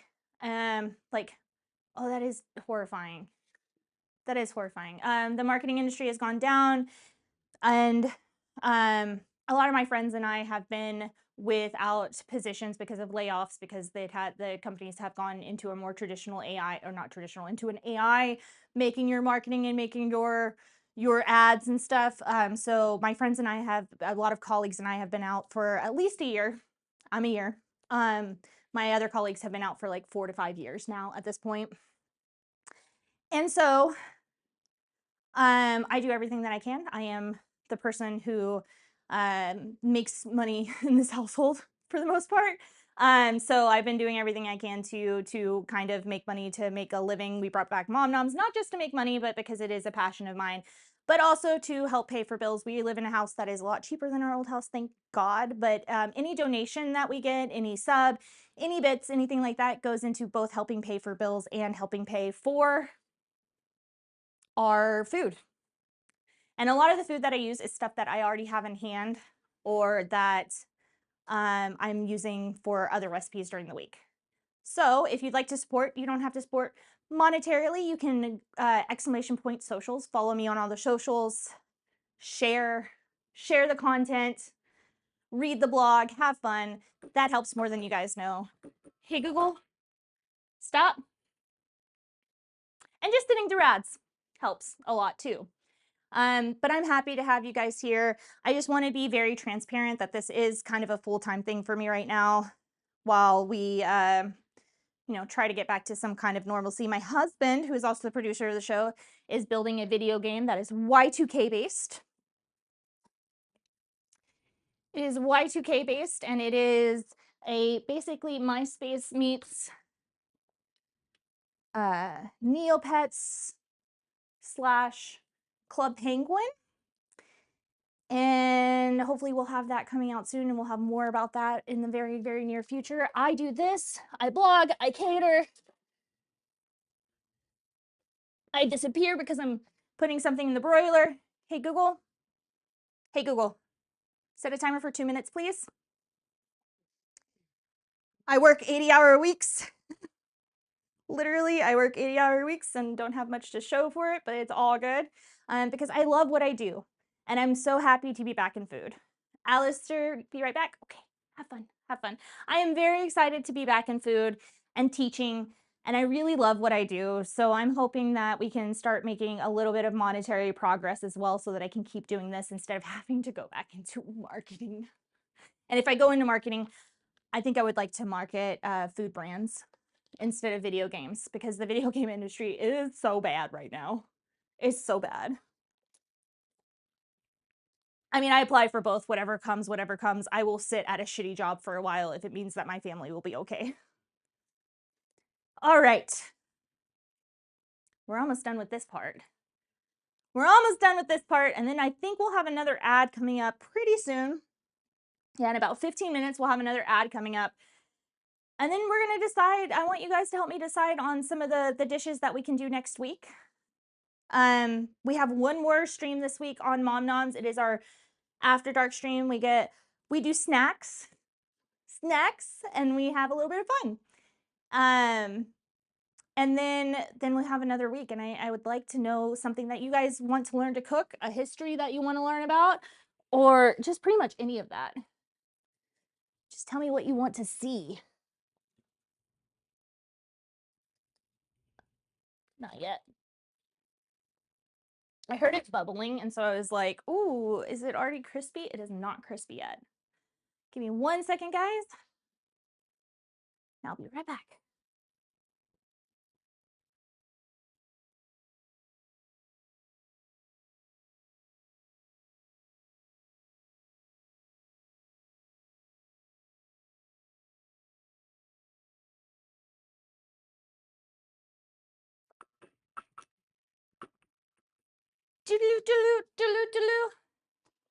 Flan. Ooh, hey Google.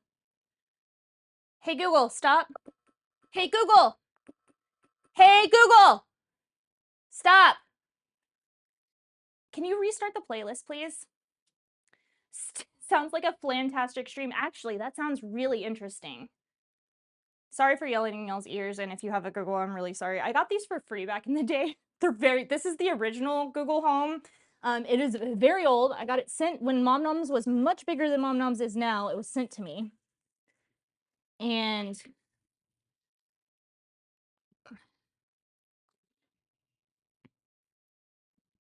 it was sent to me, and I still use it as a kitchen timer today. But flan is interesting. I would actually love to do the research of flan, because I know that it has a lot of ties to Southern and Central America, but I believe that it has ties to other countries as well. And I'd love to know where it came from, because to me, it is a staple dessert in a lot of places. All right, guys, we have our mac and cheese. I'm gonna take a picture of it for a second, because damn, she be looking good. She be looking good. I have no idea how I'm going to actually take a picture of this, because mac and cheese does not take really good pictures for the blog. But, you know, we'll figure that out when you first had flan in Brazil. It blew your mind? Amazing. I love that. I love that so much. Am I thinking of a different flan? What are you thinking of?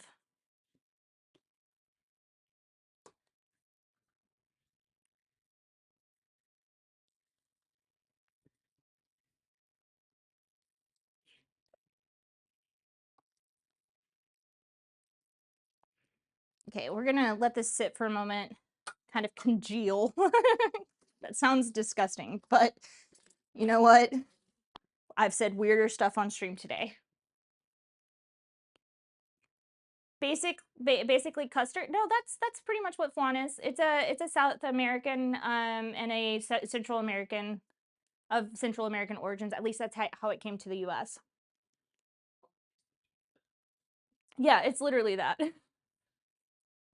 I thought back in the day when I was in elementary school, we used to do really cool stuff. Like, we actually used to learn about cultures and history of everything, and it wasn't like as censored as it is now. And one of our cultural days that we did, we all had to basically choose a culture to focus on, or I think we actually pulled out of a hat cultures. I'm pretty sure we pulled out a hat cultures. And my teammate and I got Spanish, and so not Spain Spanish, but like Central and Southern American.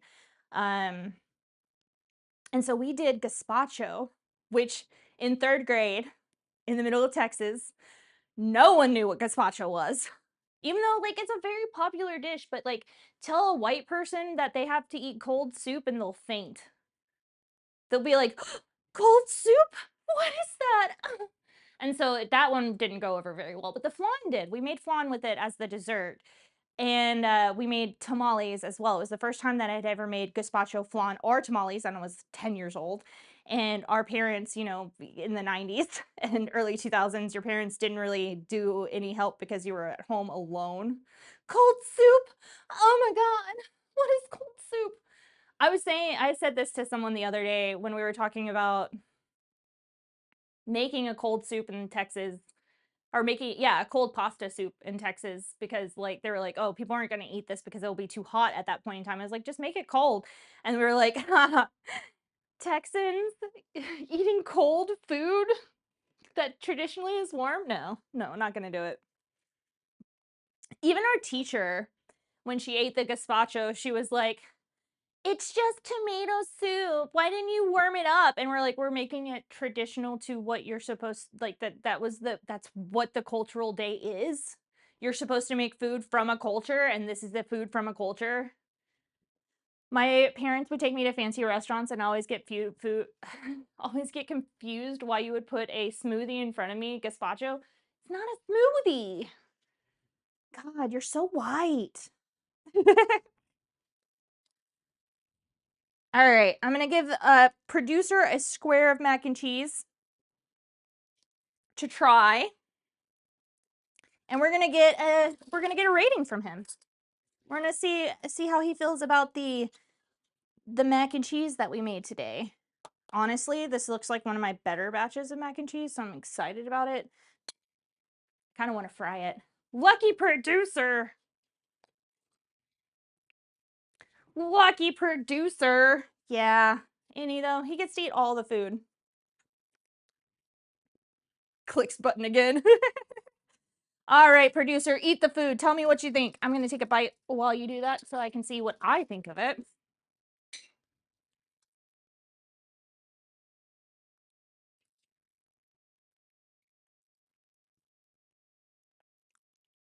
It's a damn good mac and cheese to me.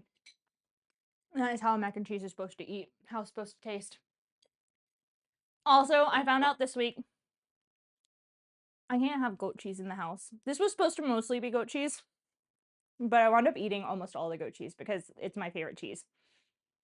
So I just can't have goat cheese in the house. So there's like this little tanginess at the end, and then it's all the rest of the cheeses. There's just like this little ting at the end. Because I can't be trusted with the goat cheese. That is not something I can do very well. It does add a nice little crust to it, and we have the pieces of the bacon at the top too, which is really nice. The noodles are soft, but not too soft. I found out today that people really hate al dente noodles, and I'm like, ugh, why do you want to eat mush? Why do you want to eat mushy food, guys?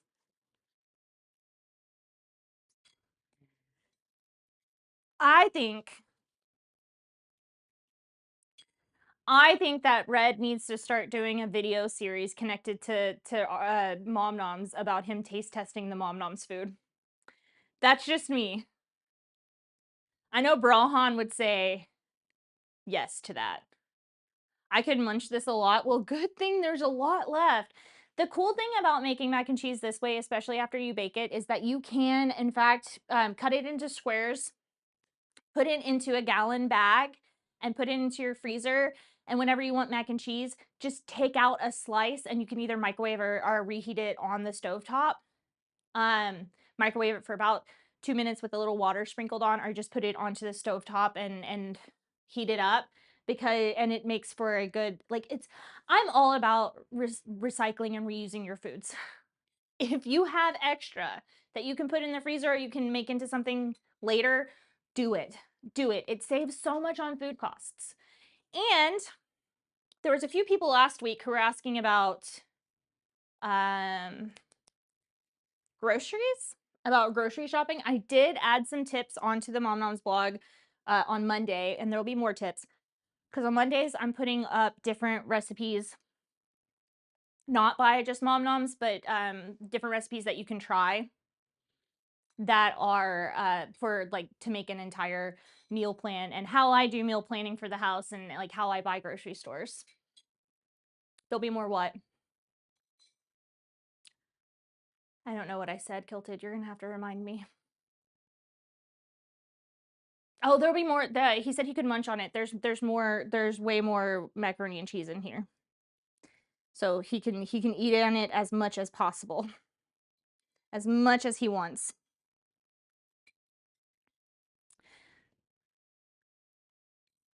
Oh, there'll be more tips. Oh, yes. Something. Yes. There'll be more tips on how to grocery shop for your families, and like how to buy things in more of a bulk so that you can save money. Because at this time period that we live in right now, groceries are super fucking expensive. Some people who have families of 3 or 4 are spending like thousands of dollars every month on groceries alone. And that's without, takeout. So I want to teach people how to grocery shop. And at some point, I will do a grocery shop stream, which I think will not do well, but it will be good for content for later. So at some point, I'm going to do a grocery shopping stream for us. All right.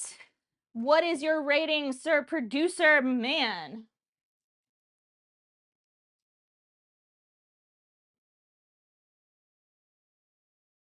I'm excited. I always get weird right now. I'm like, ooh, how's Lucas going to rate me? What is it going to be? Ate all of it? Can I have another bite to review? Out of 10. Yes, you can.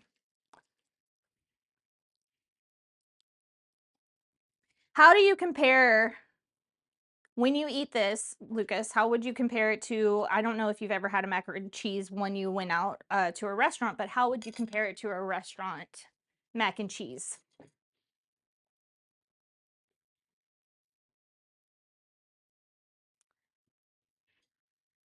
Figure out what's wrong with it out of 10.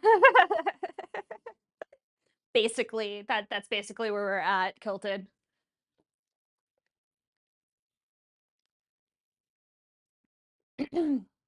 This coffee was really good, and it's all gone now, and I'm really sad about it. Actually, there's like one sip left, but I'm really sad about it because it was really tasty. I like that I'm getting back into coffee making because before Lucas would make all of the coffee for me in the mornings. It feels more like a meal than a side, the depth of flavor dancing among the flavors of cheese. Well, okay, so mac and cheese is not supposed to just be a side. Like, it can be a meal, especially if you add meat into it or make it a little bit more heavy. Mac and cheese can definitely, I have eaten mac and cheese as a full meal before. I don't know if you guys have, but I definitely have. Okay, so we're almost to the 2 hours, which means the little green box saying that we're gonna go into a break is gonna pop up in just a second. After we go into the break, we're gonna spend about 15 to 20 minutes talking about next week's meals, what we should plan, what we're gonna do, what history of food. Haha, I knew that was about to pop up. I'm smart, guys. I'm smart. I know these things. We're gonna talk about what I need to research this weekend mostly. What kind of foods that you guys want to see in the history, what kind of history you want to learn about foods. We're going to talk about what kind of foods you want to know how to make.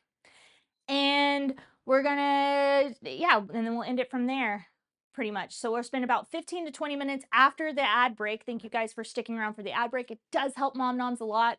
We're also going to talk about a little bit, since this is our last daytime stream of the week, we're going to talk a little bit about like, how did you enjoy it this week with the new changes that we've had? What do you want to see?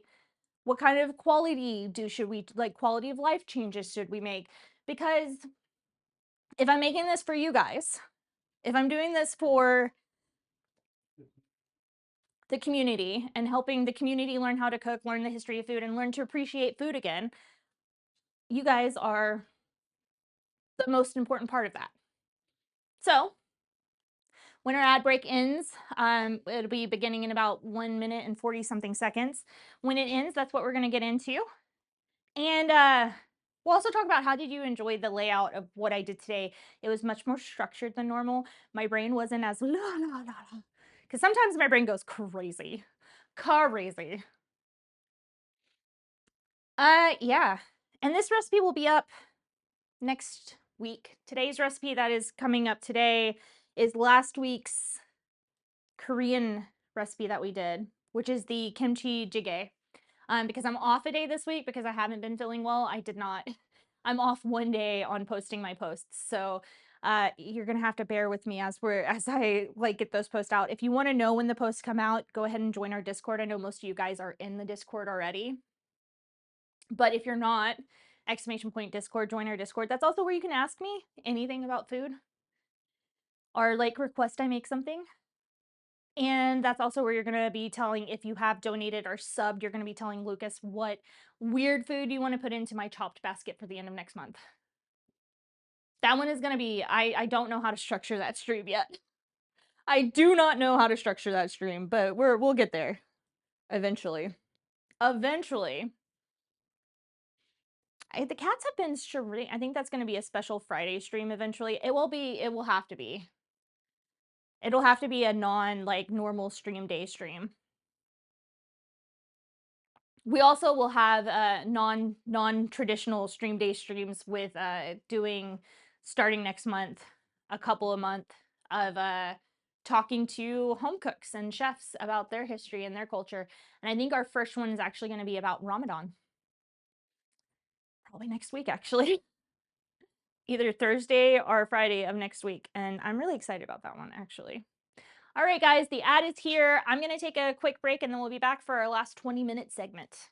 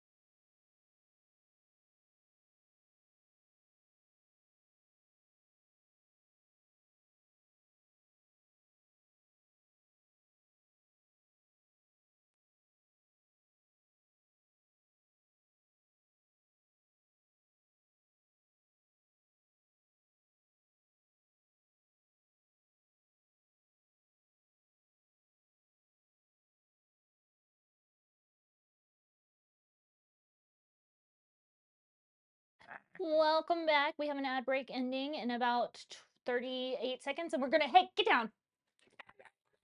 The cheese is not for you. Then we're gonna have our last 20-minute segment, and that's just talking about what kind of foods you guys want to see next week.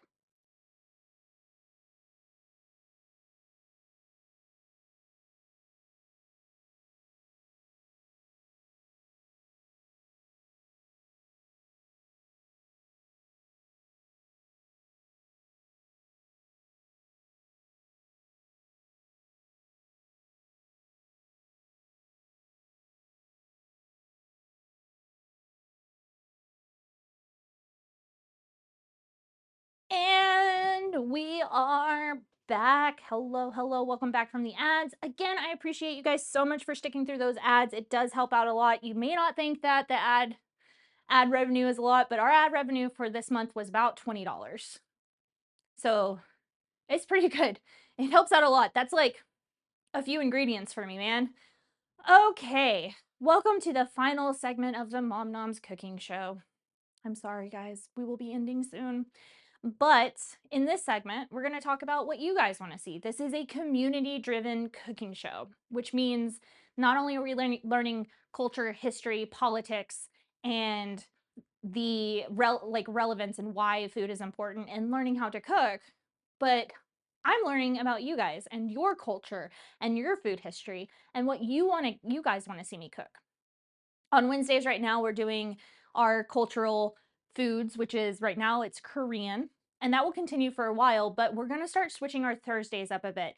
It's going to be partially one of the 400 recipes that I used to make on momnoms.net before it got stolen, but I also want to add in the community gets to choose every other week. And next week is that week. We're not starting pizza yet because I do have a pizza maker, and next week the weather is not great. So we are going to start learning other different histories and foods, and I want to know what you guys want to see so we can add it to a list and we can start going through that list. Bit long soup. I am going to have to make notes. We're going to get rid of our Korean from last week. There will be more Korean that we're going to start making words next week in Korean. So we're going to go ahead and just erase or make words and sentences next week and learn how the grammar goes. If there's any Korean food that you guys would like to see me make, please let me know that too.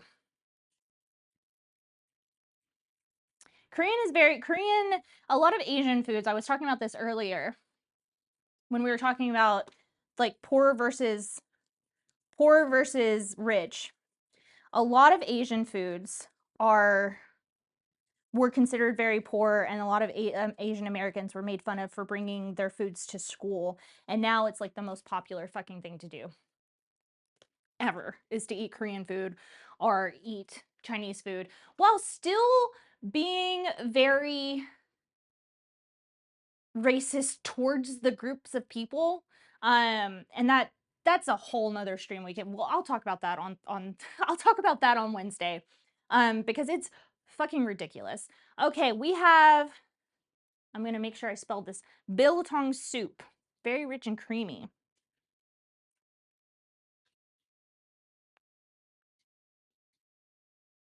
And you can also say that you want to know a very specific kind of cuisine that I want to learn more about French food, or I want to learn more about British food or Indian or whatever kind of cuisines as well. And we can get into that. I just need to know because the research does take a while. Trying to find history of food without having like the government help, I guess is the best way to put it, takes a long time because people don't really talk about the history of food or um, they don't talk about the history of food or the politics of food. So we have biltong soup. I know that you said pizza. Pizza will be going when the weather starts clearing up a little bit and we're not as in this bipolar weather system that we're currently having. So it'll be in the spring. We also have to get everything set up into the back, into our back porch so that we can actually have space to stream back there because it's pretty big. And I'm going to bring the barbecue pit out.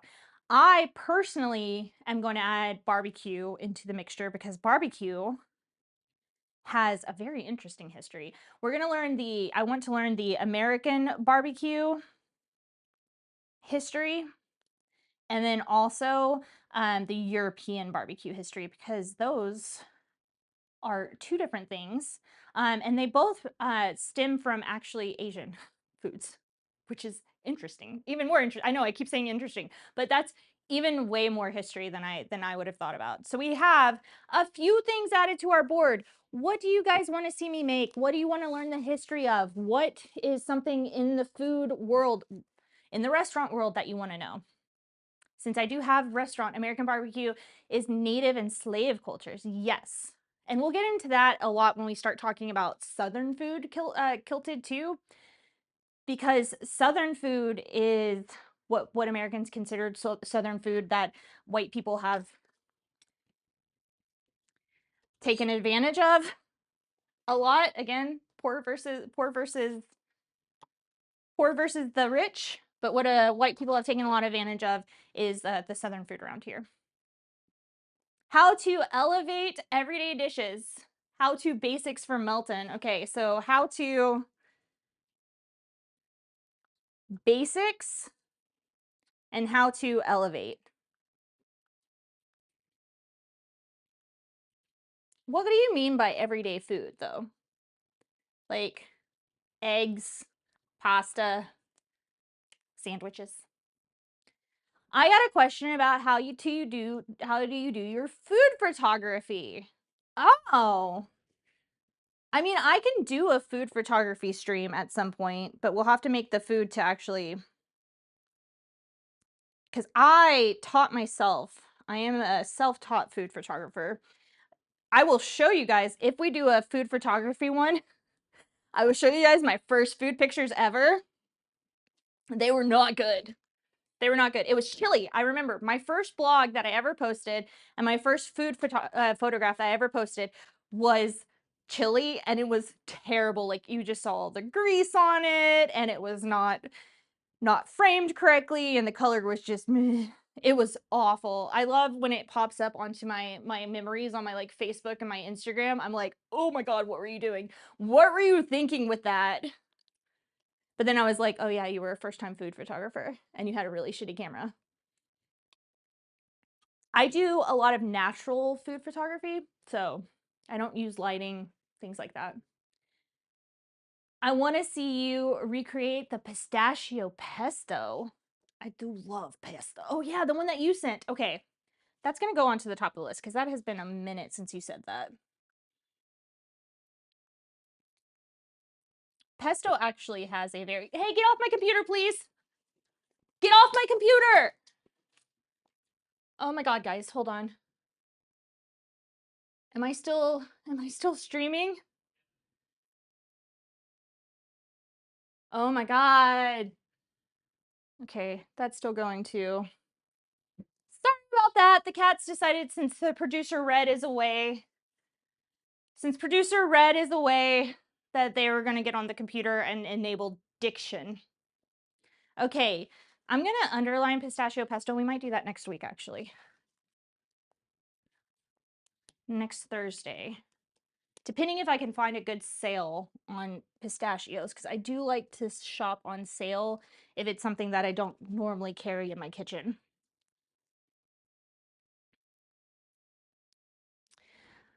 That scared me. Back to Costco for the mega bag. No, it's cheaper at K&S. It's way cheaper at K&S by like, it's like you can buy a giant bag for $5. I've already priced it there. But they're the raw ones, so we'll have to do the same things that we're doing with the peanuts and like roast them ourselves and stuff like that.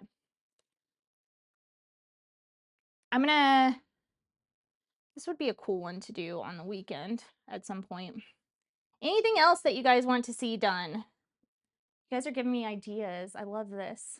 I love ideating with you guys. That's such a marketing term, ideation. Excuse me while I ideate.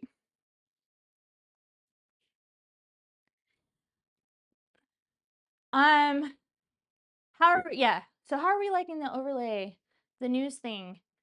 I liked it, especially for the learning of the I can't think. When you put up the Korean stuff yesterday when it broke, yeah. What I think that we should do for that for this, especially for learning history and stuff, is we can have two versions of it. So we can have the one that's running whenever we're cooking and doing things, and then we can have one that that I type up and have on there that we can switch it out with, that has like the history and the things that we're learning put into it, and I can just type it up. So if it can be rolling under the screen of what we're learning at the same time, and that sounds really good to me. You're gonna send a bit long soup recipe? Yes, please. Thank you. Appreciate that. I think the other thing that I want to hit on at some point is, and I did this in 2020, especially when, we were all poor and stuck at home. I'm still poor and stuck at home, but, is pantry cooking and how to shop like cheaper slash having things prepared.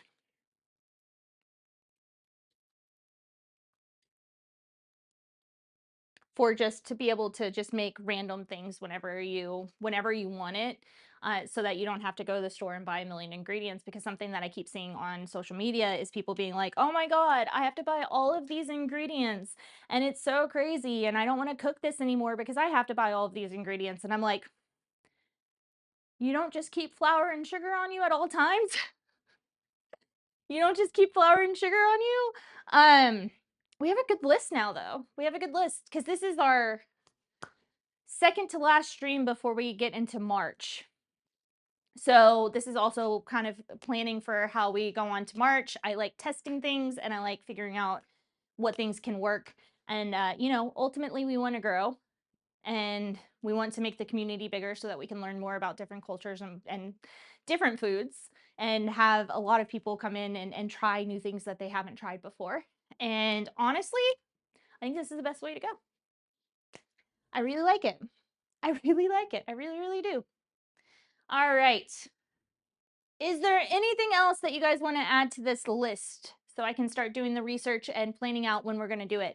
We will have a couple extra streams in March that will be, we're bringing people in to talk about their food and their culture. The first one will be a Ramadan one where we're going to learn the history of Ramadan, and we're going to make a fast breaker essentially, with someone that is in the Pacific Coast. So it'll be an evening-ish stream for us on a Friday.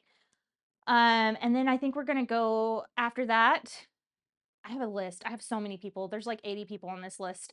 And one of them I want to learn from is a food historian who has a cooking show in Boston on their local TV. I want to learn a lot from her, especially because she does food historian things.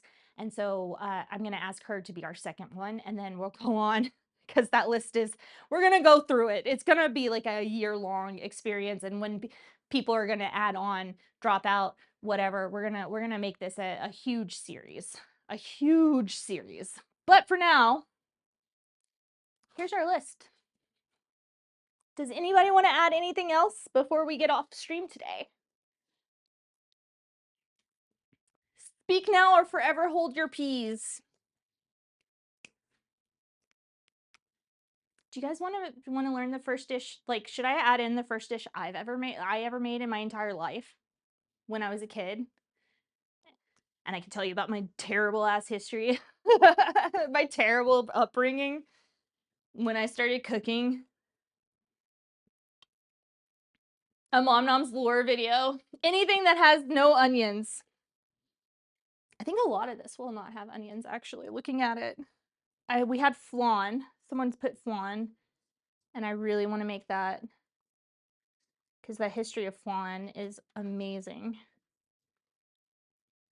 My handwriting is terrible. I think I need a bigger, I think I'm going to start needing a bigger whiteboard. Does anybody want to buy us one of the whiteboards that I can just pull out of the, we could just pull it out of the pantry, and sitting right here we'll have a whiteboard and I will write the history and stuff.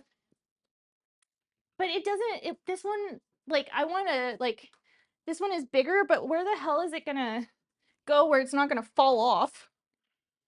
I can't hold it the entire time. It needs I need something to pull out. And also, this is your board. I got this for you for work. It was at a garage sale, guys. I did not spend a lot of money on this. I think I spent like $2 on it. All right, let's figure out someone who we can raid right now. Thank you guys for being here. Appreciate you. I'm enjoying this. I hope you guys are. I hope we grow this way. It's going to be very interesting. This is different than I've ever done Mom Noms. Mom Noms used to be me talking a bunch of shit and making a bunch of, like, there will still be me talking a bunch of shit. There will still be me making a lot of innuendos because that's what I do. That's my personality. I have the personality of a 14-year-old boy. After Darks were normal streams. The After Darks we do were like the stream all the time. So this is very different, and that's just because I'm trying to make it into something, I guess. Before it was just, I just really like streaming. I really like cooking for people. And now it's like, I have a vision of how it should be now. I never had a vision before. Ooh, we have a couple of people to choose, a few people to choose from. We have Dad. Have we rated Dad this week already, right? I thought we rated him on Tuesday.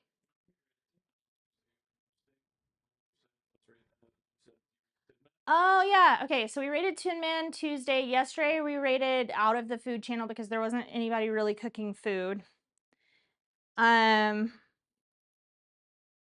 Today, we can choose between Dad, Tin Man, but we've already rated Tin Man, so I'm not doing two in a week. Or I have another friend who owns a cafe in the UK, and since this came from the UK, he's called the Only Deaf Guy. He is a deaf he's a deaf man who lives in the UK who runs a cafe with his mom and his dad, and he is super fun.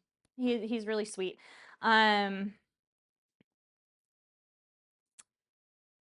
But that's more of a back of the house restaurant style. So maybe we should just rate into Dad, who is cooking live, cooking food right now. I think we're gonna go ahead and do that. We will not, we don't have another Mom Nom stream until Saturday night. We're gonna be doing an After Dark stream. We're gonna be making pizza bagels, and we're gonna be making Nanaimo bars. I said it right. Nanaimo bars for one of our wonderful, wonderful community members. Hope to see you there. Let's go ahead and start that raid for Dad. Get it typed out at least. Sing the outro? I don't have an outro. What are you talking about? Sing the outro. Thank you guys for being here. We very much appreciate you. Love you. You guys are wonderful. Thanks for the follows today and for listening to the history of macaroni and cheese. I know that's really weird, but I really like doing it. Hope to see you guys soon on Saturday night, and then we'll be back to our regular schedule again next week. Love you guys so much. Bye. Oh yeah, tonight we're also gaming on Already Being Gay.